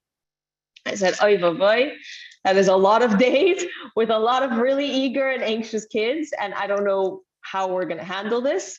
We had made so many plans, not to mention our rental, like there was just so much behind this that I said, okay. And he said, let me see if there's anything else I can do. I'm going to double check for you. So I said, thank you so much. And I go back to my Tehillim. He goes back, he puts me on hold again. And at that point in time, it had been 2 weeks since Living Chassidus hosted a Shabbaton at Rabbi Shalom Mordechai Rabashkin's home in Jackson.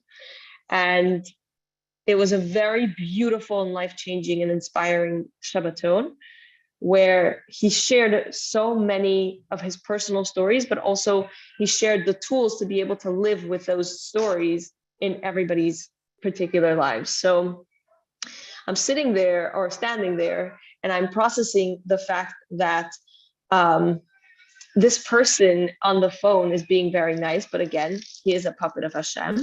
And I can't let my thoughts go to the place of what if.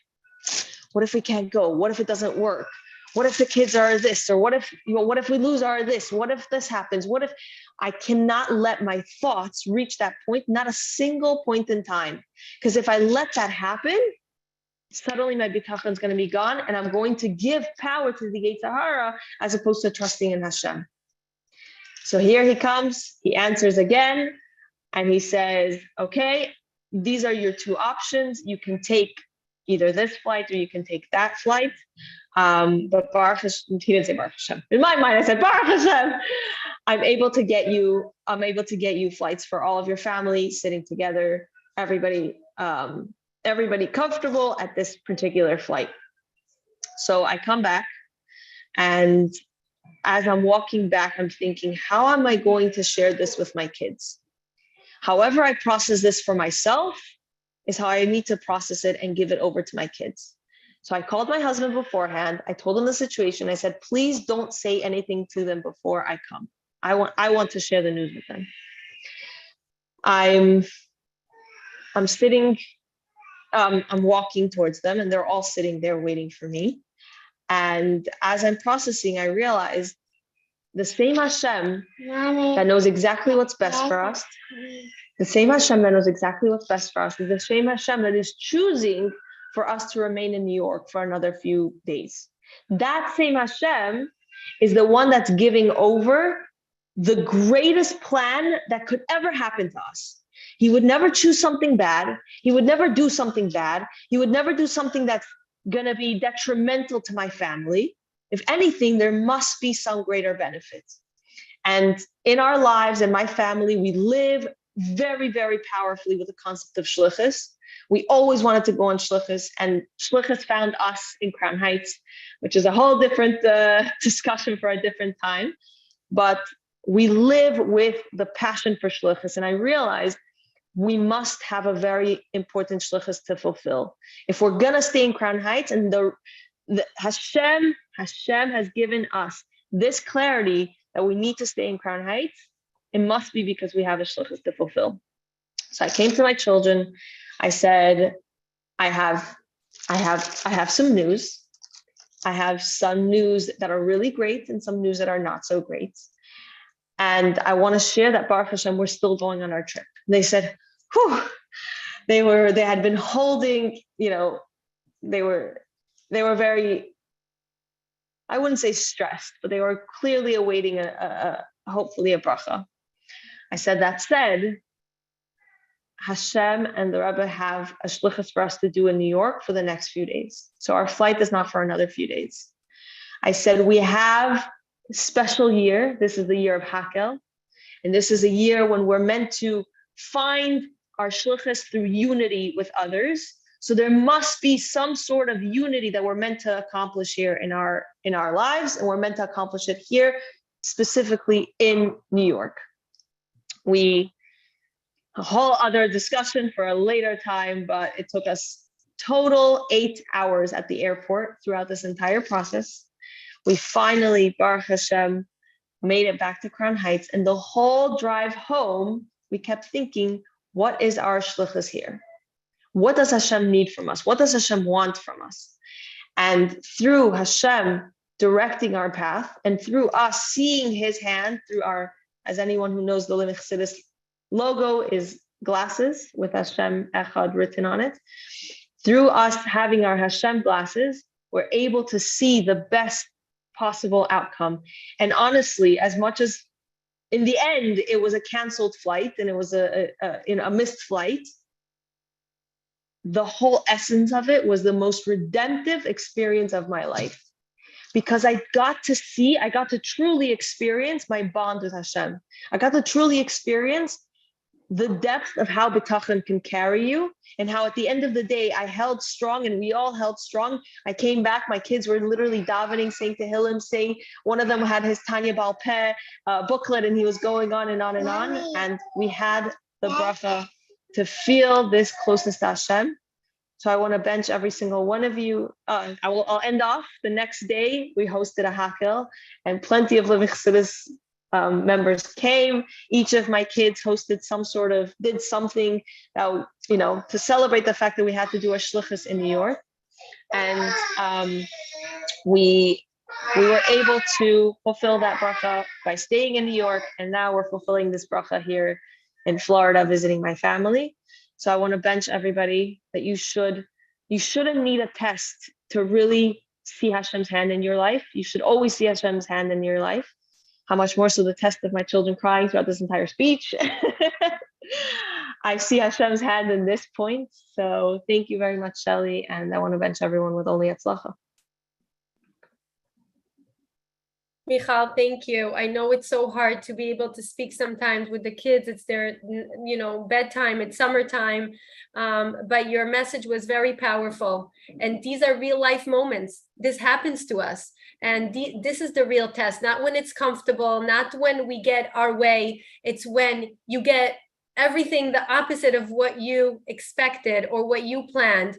And then you still have emunah, and you still understand that Hashem runs the world, and you still turn to the Rebbeim and to the Rebbe and say, please bless me, that I should merit to see a miracle and God's hand in my life. And that's the most special thing about redemption, is that when you start letting go, like Ilana said, and you give it over to Hashem, and you just see how redemption comes to you. So thank you, Michal. That was very, very powerful. And our next speaker tonight is Nechama Dina Vichzer. I hope she's with us. I'm just so I love that we have Nechama's here. I see so many women and so many faces. If you only knew how happy I am inside, my heart is just like jumping. Yay! It's just so special. So Nechama Dina Vichzer is the co-founder of Chabad Merkaz Dovrei Ivrit in Crown Heights and 845 Eastern Parkway. It's the most amazing home away from home place you can ever meet or see or experience. I met Nechama years ago in my coffee shop. She's the first Rebbitzin I've ever met, and she's the one Rebbitzin that went through a very long path with me of becoming a Baalat Tshuva. And I thank Nechama for all her guidance throughout the years and for sharing so many meaningful messages throughout that time. And this is why I wanted her to share here for all of you. So Nechama, the floor is yours. Let me see if I can ask you to unmute, because this is a little bit different today. I'm asking you to unmute, and then you can unmute. Okay. So the Jewish people are like the moon. Sometimes everything is just going well and everything is perfect and we're happy and we're satisfied and we're productive and we feel good with what we're doing and where we are. And then there are some days where we can't imagine how we're going to pull ourselves out of bed and how we're going to make it through the day. and everything just is going in the worst way possible and imaginable. Well, it was one of those days. Every possible important thing that I could think of was going wrong. I was frustrated with the people around me. I felt like we didn't see eye to eye. I felt like every request I made was not being honored. My expectations were not being met. My efforts were not bearing fruit. I had gotten phone calls probably from at least 3 or 4 teachers or principals about my kids that were up to no good. Everything all on the same day. And it was really not a redemptive moment until I decided to make it one. And I decided to transform it from a drowning moment to a redemptive moment. And I closed myself in a room and I picked up the phone and I called my mentor. I called my mashpia. And thank God she answered the phone. And I told her everything, every story, every anecdote, every disappointment, every frustration that had sort of crammed its way all into one day. And I just couldn't see the light at the end of the tunnel. How is all of this going to resolve itself? How is anything ever going to get better? Am I just going to stay in this misery forever? And this is my lot. And my mashpia listened to me. She was very patient. She was very attentive. And she just took it all in. And when I was totally done, she went back to the first story. And she asked me a question. And this question has been a redemptive moment for me since then in so many different situations in my life. She asked me, okay, I hear the whole story. Can you tell me one thing, one action that you can do that's in your power? Something, a step that you can take that will make you feel better within all of this chaos? Or can you ask someone, depending on the situation? The people around us are not going to change. They're not going to become different people. They're going to stay who they are.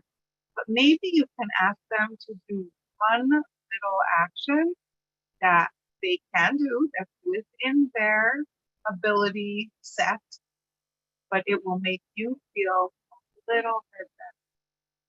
Think about it.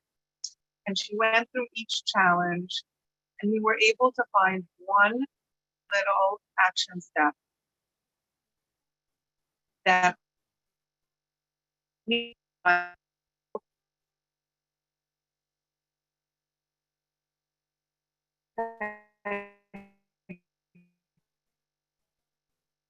Nechama, reception is not amazing, I think.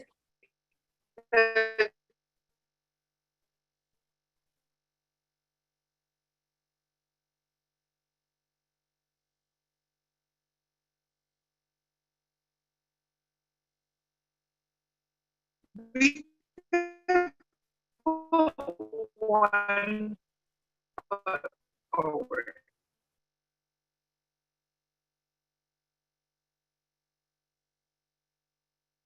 And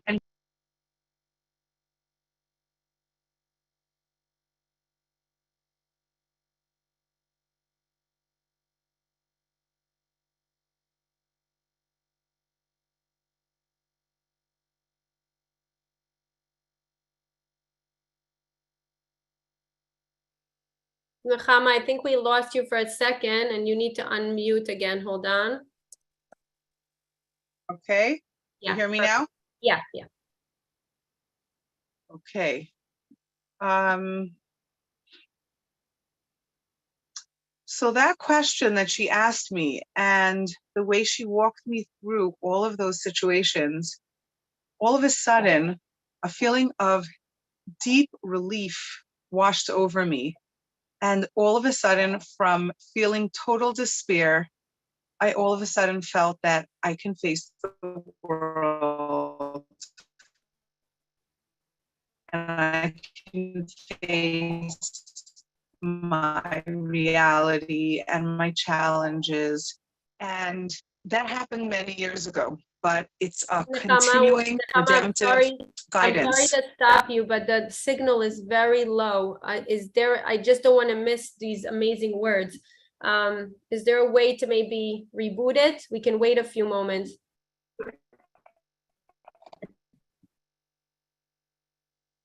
You, Shelly, It's a bit better, can you but hear me better? it's very choppy. Okay. Do you want me to say a story? Let me see if I can connect through my computer. Yeah, so I'm gonna say something in Okay, the you meantime could until you say come a back. story. I'll try and connect through my computer. No problem. I'm waiting. Okay, everyone. So until Nechama joins us back, this is a very meaningful and very long night. We have a lot of stories and a lot of amazing moments. And what I really wanted all of us to get out with is that redemption is also a mindset, is where we put ourselves. And when there's a very beautiful story that connects to my redemptive moment. And my redemptive moment is, I was debating if to share it because it really is very, very, very personal. But it's very meaningful, and it connects to a story from Rabbi Yosef Yitzchak Schneerson's childhood. When he was a young boy, his father used to give him allowance for remembering Mishnayos by heart. And when he did that, he also gathered money and he was giving it to people who needed it to buy merchandise, and they would loan from him and give him back. And one time as he was giving money to someone, and there was an officer that was trying to say that a Jew stole the stuff, but the Rebbe knew that he gave him the money. So he was fighting with the officer, and the officer started to get upset at this little young boy, and he didn't know who he was. So he put him in jail in a very dark cell. And he was sitting there by himself as a young boy. Rabbi Yosef Yitzchak knew being imprisoned from even such a young age. He was a very, very young boy, but he didn't get scared, and he was saying his Mishnayos by heart, whatever he knew, and he was just waiting, and he knew something is gonna happen. He had faith, and he heard like a little whining, and then he realized that there was a little lamb there, the lamb that he was blamed to have stolen, that this Jewish man was blamed to have stolen. And eventually his father came back from a trip. He was the Rebbe at that time, and he took him out from jail because they had a lot of connections, of course.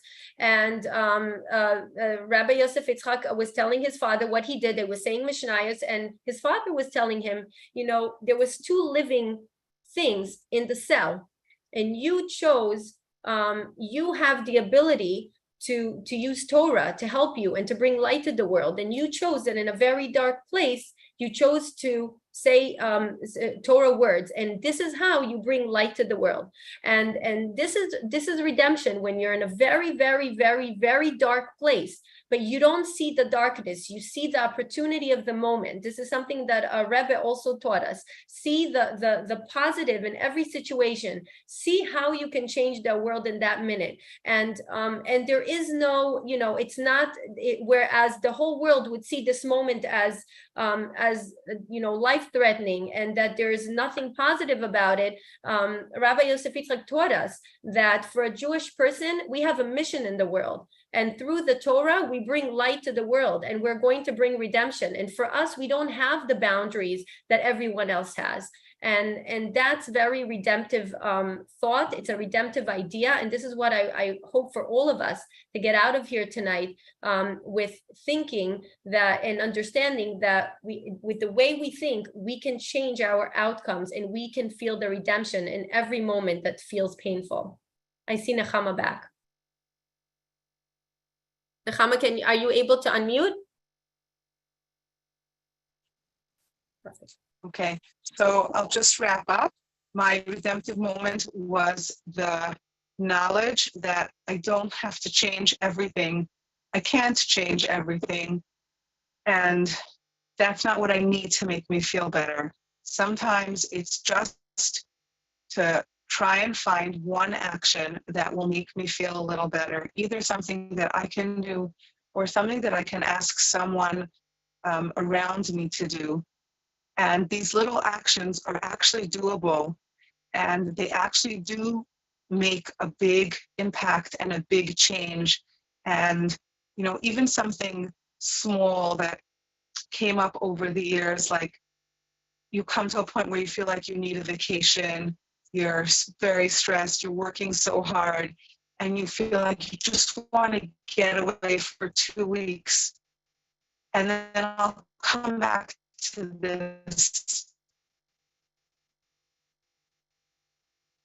this teaching that I acquired for myself, and I'll ask myself, okay, you're not getting away for 2 weeks now. It's like between Rosh Hashanah and Yom Kippur. Okay, you're not going anywhere. But what could you do? What could you do? Could you go take a swim? Could you? And that becomes your redemption, because instead of feeling like you're drowning and there's no way that you can handle this and this is impossible, you find one little action that can help you feel like, okay, I can do this. And I want to end off with a story, a beautiful story about Rabbi Gutnick from Australia. He was in Yechidus, and the Rebbe instructed him that he should create a series of classes on Taras HaMishpacha. And so he took this directive from the Rebbe, and he made a plan to implement it in the most grand way. He created a series of lectures, and he hired people to publicize in every way possible to all women of the Jewish community that there was this amazing new series of classes going to happen, and everyone was encouraged and invited to join. They rented a hall. They really made a big deal about it. This was the Rebbe's wish and instruction, and they are going to fulfill it in the grandest way possible. And with great anticipation, the evening of the first lecture arrives, and Rabbi Gutnick is there waiting for the crowds to file into the hall. And the First Lady walks in, she takes a seat, and they're waiting, and they're waiting, and they're waiting, and no one else shows up. And Rabbi Gutnick is a little apologetic, and the lady says, no, it's okay, don't worry about it. I'm fine. I came here to listen, and if it's just me, I'm okay. It's fine. And so Rabbi Gutnick begins to deliver the class, and he teaches the whole class, and the lady thanks him. The following week is going to be class number 2, and they realized the publicity campaign was obviously not successful, so this time they're going to try even harder, and they're going to look for different ways to advertise, different ways to reach people, different ways to encourage people. They didn't give up. And class number 2, it's time for the second class, and Rabbi Gutnick is there, and the same woman shows up, and nobody else. And this is how the whole series of, some 6 classes, it goes on and on like this. The Gutnicks are busy investing in advertising and trying to encourage people to come, and class after class is just one lady who shows up. It was probably a year later when Rabbi Gutnick returned to New York and again was in Yechidus with the Rebbe. And part of the conversation, the Rebbe asks Rabbi Gutnick, so how were the Taras HaMishpacha classes? And Rabbi Gutnick says, a disaster. It was a total failure. We did all this advertisement, rented a big hall, and just one lady showed up for the whole series. It was terrible. And the Rebbe said, quite the contrary. One woman showed up. I'm not quoting the Rebbe, but this was the idea, what the Rebbe gave over. The Rebbe said, Moshe Rabbeinu, he had one Jewish mother. It took one Jewish mother to give birth to a Moshe Rabbeinu. That's it. The power of one action. Thank you, Shelley, for inviting me. Thank you to all the wonderful ladies who joined this fantastic redemptive Farbrengen. And we should merit to see Mashiach now. Nechama, thank you for taking the time to share and to join us. This is a very, very special evening. I know everyone must be so tired because we've had so many conversations and so many meaningful moments. I'm going to share a little moment that I had as a child. I was thinking about this class as we were setting it up. And I'm sorry for the background music. It's 4th of July. We can't control the, all the noise around, but I'll do my best. So I was thinking about a redemptive moment in my life and about my personality and how did I come up? How did my personality develop to be what it is, or the things that I do? Why do I do them? And I started to ask myself a lot of personal questions. And I started to think, when was my first redemptive moment in my whole life? And I had a memory from my childhood about learning to tie my shoes. And it's one of the only memories that I have from being very, very young. I think I was about 6 years old at that time. And it was a very sad situation. I was living with my grandmother was raising me at that time. And she had to go to America to resolve something with my grandfather. And it was for a business trip. And my father just got remarried. And it was they were newlyweds, and my grandmother was a little scared to just leave me like that. She was raising me since I was 2, and it was she was worried about it. So but she had to go. So she left me with them for like a week. And their marriage was not amazing. And as a child, I understood that they were fighting a lot. And I was sitting in the hallway one day as they were fighting, and I'm listening to them fight, and I'm understanding as a child that this is not a good situation. And I was trying for a whole week to tie my shoes, and it was bothering me that I couldn't do it. And I was trying and trying and trying. And every day after school, I would come and take my new shoes and put them on and try to tie them. And then as they're fighting one day, I'm sitting in the hallway, and I'm completely blocking that whole situation. I'm telling in my head, I remember saying it to myself, I could do this. I'm going to tie these shoes right now, no matter what happens to me. And no matter what's happening around me, I could do this. And I ended up tying my shoes. And I remember the happiness that I had as a child tying my shoes. I was accomplishing a task that was hard for me. And I realized this concept, I didn't understand it back then, of yagata umatzata. And that even when nobody could really understand how is it possible, I believed in my heart that I'm going to tie these shoes. And I did it. And I was so happy. I was like ecstatic. And I just didn't even have the words for it because I was so young. But I felt the happiness in my heart that I said to do something and I did it. And and when I realized that my Hebrew birthday is Yud Bet Tammuz, and I learned a little bit about Rabbi Yosef Yitzchak Schneerson of Lubavitch and the great man that he was and is, and I understood that Mesirut Nefesh towards things, I have that also. And it made me feel very special. And as a child, that was a very, very important moment for me, because everything else that came up in my life, I had that approach of, I'm going to do this, no matter how hard it is. And no matter whatever is happening outside, I'm going to do this.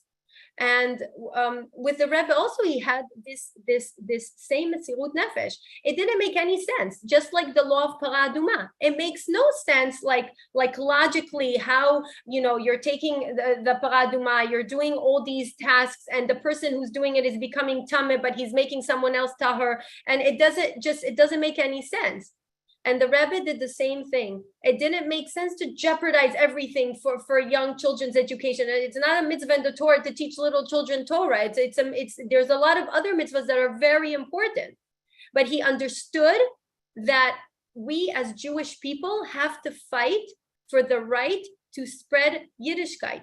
And he understood that the little children learning Torah is important. And he also understood that if the Soviet regime doesn't want that, then we have to go against that, because if they win on that, then they'll take other things from us. And he said, no, this is not going to happen. And no matter what has to happen, even if it makes no sense, that so many things were at risk. A lot of chadarim were closed because of it. A lot of teachers were killed because of it. People were persecuted. Like, it was very, very dangerous. but he understood that it was important to stand his ground, because he understood that this is how we are going to achieve redemption. This is how the Jewish people are going to last. And when he came to America and people had no vision of having a Jewish life here, he said, we are going to be in the middle of New York and we are going to spread Yiddishkeit in no different way. And his vision is the reason why we have so many institutes today.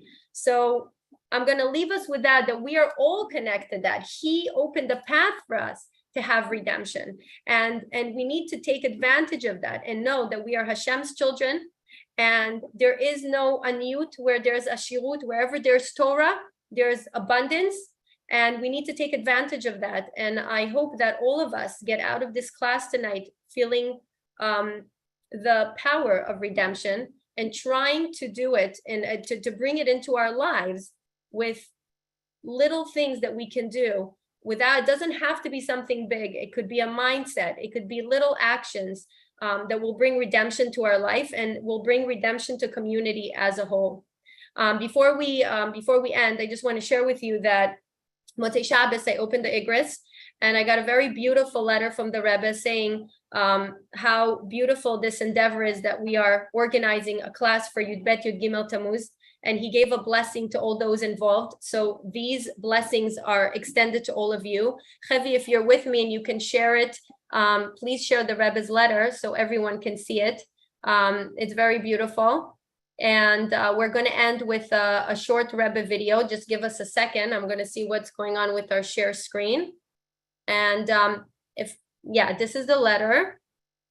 So I'm not going to read the whole letter, but the Rebbe is saying that he's very happy. Samachti lekabel מהוועד המסדר, that the committee is organizing an התוועדות that has to do with ימי הסגולה of י"ב י"ג Tammuz, the ימי שחרורו of Nasi Israel. So he's talking about Rabbi Yosef Yitzchak, his father-in-law, of course, and his Rebbe that he got out of jail, and his redemption is our redemption, and he is saying והשם יתברך שעוד רבות שנים ייטול חלק בארגון התוועדות כאלה, that this should be something that will happen again and will grow. And he's also giving a blessing to everyone that's involved. So this was beautiful, and we have the Rebbe participating with us in our happiness tonight. And now we'll just share with you a few words from the Rebbe about Yud Bet Yud Gimel Tammuz in a short video, and we will end. Before we share the video, if anybody wants to ask a question from the speakers that are still on, please, you can unmute yourself for a minute and ask your question. I saw that there were 2 questions on the chat, but one of them was for Zohar and she logged out. So you could still ask us the question, and we'll be happy to try to answer it. Does anybody want to unmute and ask us a question?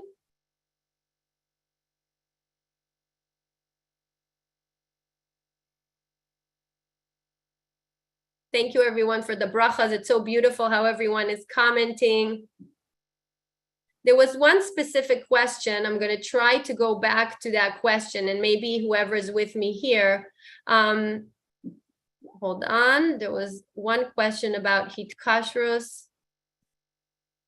Hold on, I will find it.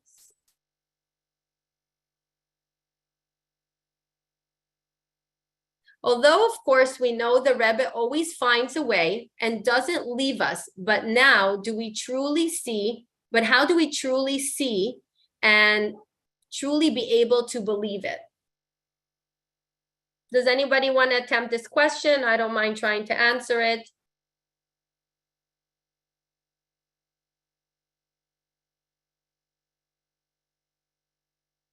So, when Zohar mentioned that when she reached out to Hashem, and when she reached out to the Rebbe, she got some clarity through something that was very clear to her. I could tell you that for myself, for example, when I first became a Baalat Tshuva and I started working in a daycare, and there was a picture of the Rebbe every day, and in the hallway, and I used to pass along through the picture, but I didn't feel a connection to the Rebbe, and I wasn't making any effort to connect. But I was seeing this picture of the Rebbe every day when I come into work, when I leave work. And at one point, after a few years, that daycare was closed down, and I helped like organize a closing. And I find myself closing the door, closing the lights, emptying out the whole building. And as I'm about to leave, I'm saying, what about the picture of the Rebbe? I'm going to leave it there. I can't just leave the Rebbe there. So I go back inside in the dark, and I pick up this picture, and it's really heavy, and I'm taking it out, and I'm closing the door, and I put the picture on the floor for a minute. I'm looking at the picture. I'm like, what do you want from me? Like, where are we going now? Like, I have no job. I have no, like, what is the plan? What's going on? And I still didn't realize what was happening. And I took the picture of the Rebbe to one of the other locations of the daycare, and I ended up I didn't know what to do. I sat in my car. I had like no money. I was like very confused. What just happened here? And I was missing something, and I didn't have the words to say what I was missing.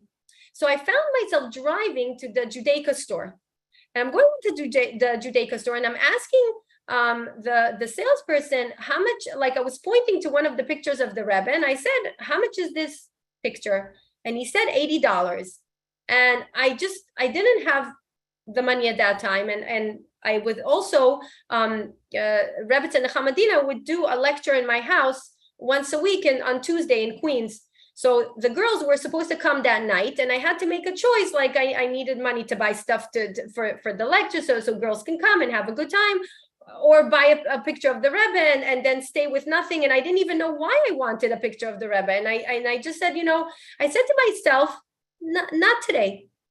And I drove off, and my friend Adina calls me, and I told her, I'm having a hard time. Adina sent me some money, and I drove home, and I went to the supermarket. I bought some stuff for the class, and I go home, and I start to organize my table with a lot of happiness. I had no feeling of low. I don't have a job. I'm miserable. I was like really happy. I was like, I put that situation aside, and I would just being happy that there's a lecture in my house tonight, and a lot of girls are going to come, and they're going to be happy. And it was my happiness to make them happy. So I'm like setting up the table. I'm putting a candle. I'm organizing the table, putting a tablecloth, putting some music, and happy with myself as much as could be. And all of a sudden my phone rings, and I pick up the phone. It says, "Hi, Shelly, it's Ronit." Ronit was one of the girls that used to come to the lecture. And she says, "Shelly, I didn't tell anybody, but I'm going to move to Israel. And I have 2 pictures of the Rebbe, and I don't know who to give them to." And I started to cry, because she didn't know what I went through that day. And she didn't know that I went to try to get a picture of the Rebbe, and she didn't know all these things. And now she's offering not 1 picture, 2 pictures. I couldn't even afford 1. So she comes, and she drives to my house an hour later, and she brings me the 2 pictures. And I put the picture in one of them in the front of my house, like right when you come in the hallway. And I realized something at that moment, that seeing the Rebbe's picture every morning gave me a lot of power. It made me feel like I'm more than I am. I didn't feel like I can do that job. I came to America, I wanted to be a doctor. I didn't think I'm going to end up working in a daycare. I was, one of the directors, and so me and directing, it doesn't go hand in hand.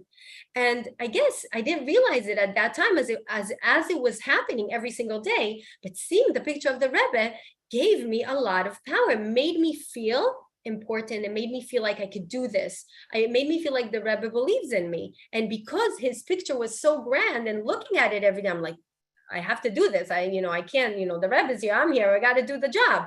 But the minute I realized I'm not going to see the picture every day, I was looking for some connection to remind me who I am when I'm going to wake up the next morning and not have a job.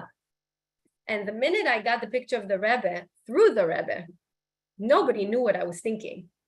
It was completely miraculous. What's the chance that you get 2 pictures when you couldn't even afford 1 an hour ago? It makes no sense. But that's how Hashem works. It's beyond limitation. It's redemptive. And this is my first real understanding that I need the Rebbe, and that he reached back when I made just a small step, just a thought.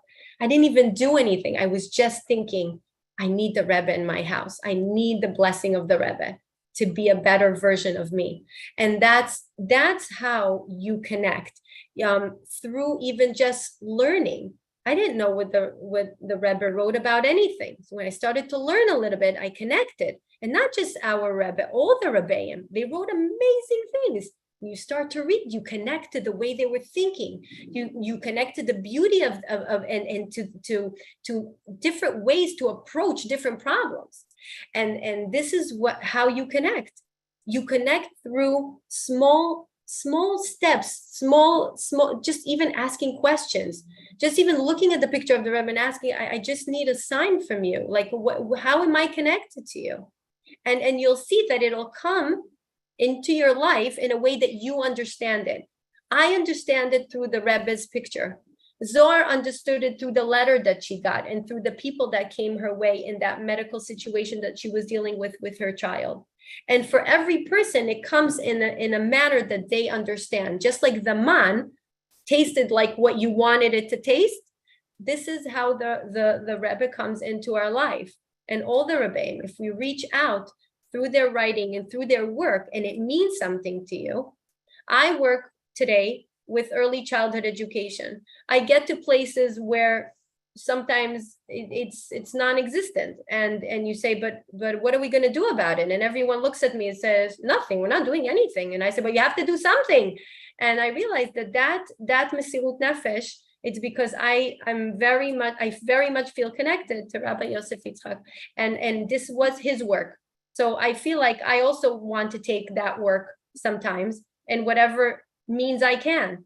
So when you connect to that kind of work that the Rebbeim did, you also you make a relationship with them. You create a relationship, even with Hashem. I always say it's not about being religious. It's, do you even have a relationship with Hashem? Can you tell Hashem, I'm not happy about this now. Why is this happening to me? Make it clear to me. I want to see. And when you're able to talk to Hashem, it shows you care.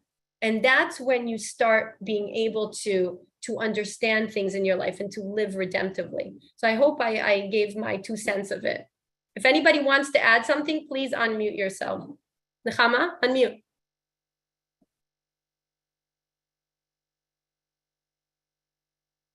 Hold on, let me help you. I'm asking you to unmute. Okay, there you go. Okay, I'm very big on little things. I want to add one little thing.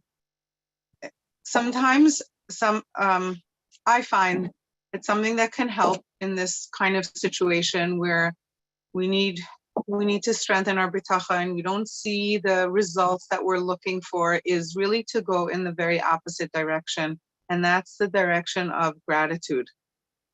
I was once encouraged by someone to start a gratitude journal, not to go to sleep before I write down 3 things that I am grateful for to Hashem. And then the next thing that she told me was, start including in your gratitude list something that you actually don't feel grateful for, something that was hard for you, something that was a challenge for you. Just write it down. Thank you, Hashem, that this and this happened to me today. I had a hard morning. I lost my temper on my kids before they went to school, and I feel like a terrible mother, whatever. And I did it for a while, and then I stopped doing it, and I started just doing it in my thoughts. Every single day on the way to work, as I walked to work, I would think in my mind 3 thank yous, including at least 1 thank you for something that was difficult.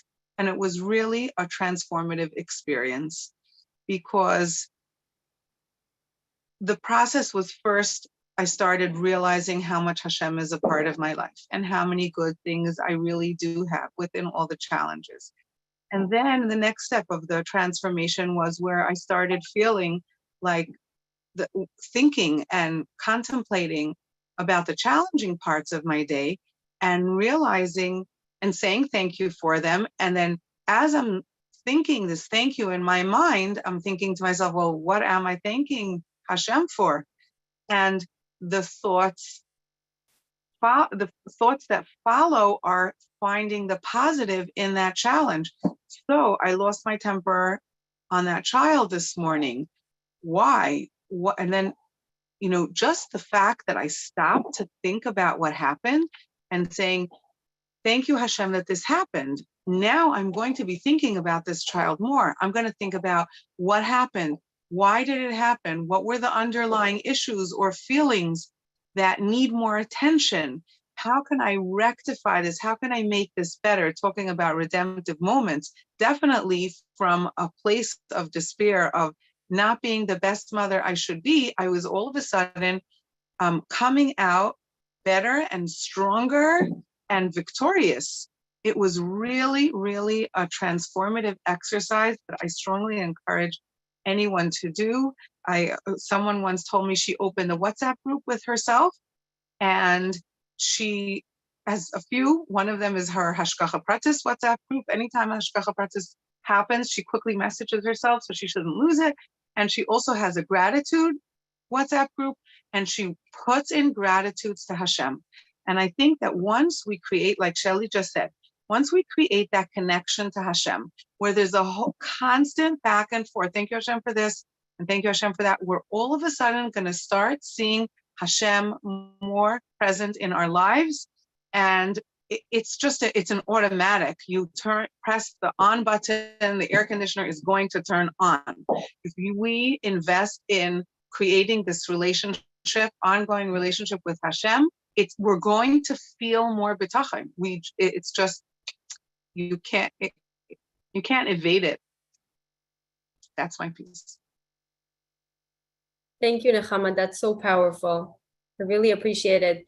Thank you to all the speakers tonight. Thank you to Chavi Marks behind the scenes, sharing our screen whenever I needed it. Thank you so much. And just thank you for all of you for staying and listening and giving feedback. It's really an amazing night. And Be'ezrat Hashem, Shibaneh Beit HaMikdash b'me'era b'yameinu, and that we should see Mashiach now, tonight.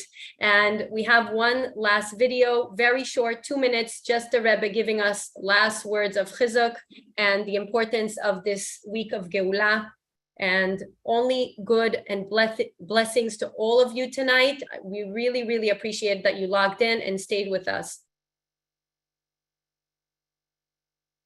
Chavi, you could share the screen.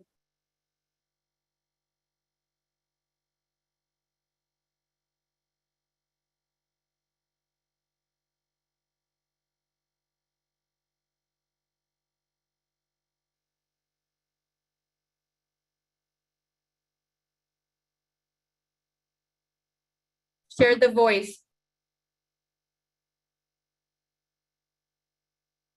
Hold on, guys.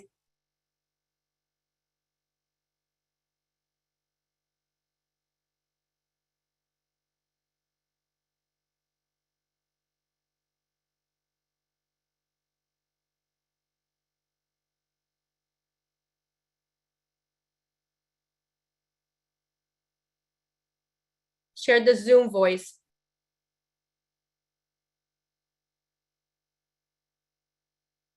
Hold on, we're bringing it back to the front, the beginning.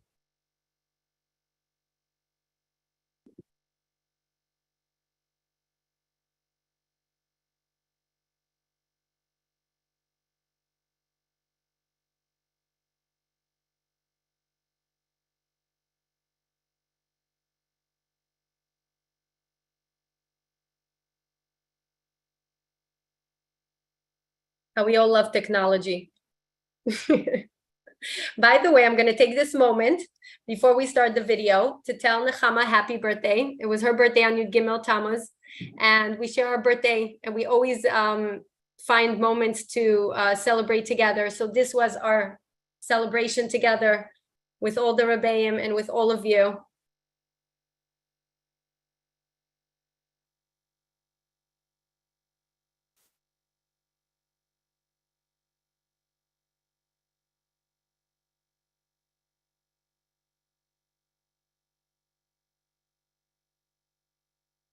Der Baal Agila allein Masbir, allein Yesi Bilvad Gol HaKodesh Baruch Hu in der selber Geulah. Is lei Yesi Bilvad, nur jeder, was Bisham Yisrael Yechune, ist reis genommen geworden in der selber Geulah. Wo dosi geworden Apula Nimsheches, wie man das gesehen, bepashtus. Die Geulah von den Gimmel Tammuz, hat ihn damals nicht gewusst, sicher, was es sein der Hemmscher, ist weiß man sich, und man hat sich gesehen und nicht geprüft, und nicht genug, dem Hemmscher war davon geworden.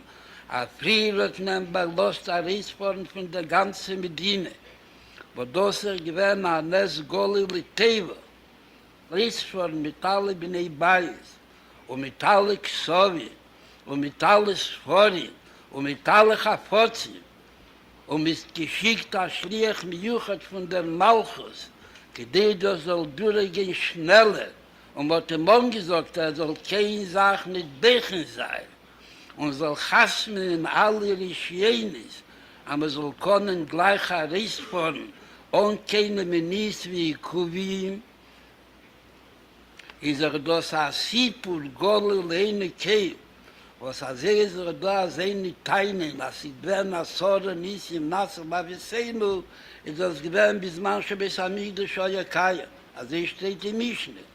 Aber ist es Seinu Leiroyinu, Veini Tono Yedei Admo, ist Misman Lisman, Chosaf Havai Zreya Kotsche, und beweist Anes Golui, und wie der alte Rebbe sagt in Tanje, das Alidei Tzadikim, wo durch sie beweist der Rebeste die Nissim, wo das sie gewähnt bei der Rein und Mamosh, angeheben sich in Yud Gimmel Tammuz, und dann noch gewähnt der Hemmschach Lacher Isaac in Duber, der alle Plotte Hasipu, wie schon nicht gedruckt und mit Fursum, am Zed Bepeil, als Ayidis Machlit, und mit der Teke, was rechnet sich nicht mit keiner Sache, was das an gegen Jüdischkeit. Und nicht nur, rechnet sich nicht mit Sadakschonis, wie kann Jesibase, der Fall, was Seide mit Zies, a jeder Linie, was an gegen Jüdischkeit, ist das der Fall, als hat Fem kein Schritte nicht. Waren verbunden mit Nebesten allein, und Tomer hat etwas als Schwierigkeit, kommt das von dem Nebesten. Und nur wo denn der Rebester nutzt einmal als Schwierigkeit, als ein Nisoyen, gedeider soll werden bei dem Mieden an Nisoyen Miloschen, Orim Neis Al-Hehorim, gedeider Mieden aufheben. Und nicht nur der Dien dem Rebester bis ihm Chuftrubli, wo wenn hat nicht die Schwierigkeiten, nur viele, wenn hat ja Schwierigkeiten, und mich stellt sich an Gegner, befragt noch ein Jüdchen, was sind geboren geworden, in der Nähe von Nischba, Bein und Hakhel, teilt wissen, wegen was es Retzach, sagt niemand, dass sie Beschade bis beschaffen geworden und bis Neilet geworden. Jossel Avil Hoelam, a viele, wenn in dem Avil, in welchen Neilet geworden, ist das gewesen ein Avil, Bein und Hakhel, is a rega liefnisse, wenn noch gewinnt, bei mei E-Mail, is me land in Nesia Skol Hatero Kula. Und noch mehr der Dollu Kal Reiche. Es ist nicht eine Sache, wo das a Tunkel und man darf das suchen, nur sie brennt a lichtige Licht al Reiche von unter dem, wo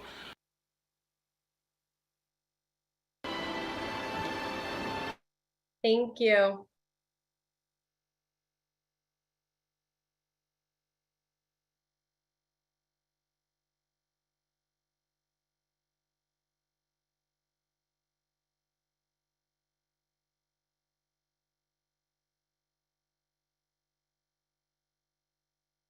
Giving him a hard time and scaring him that he's not going to get out of there alive. They're the ones who brought him challah to eat from his home on Friday. They gave him paper to learn Torah, and they the ones who took him out and brought him to his home and told him that he is released. So all the things that cause us to fall are also the things that will bring us redemption. So just remember that, and thank you everyone for joining us tonight, and only good things.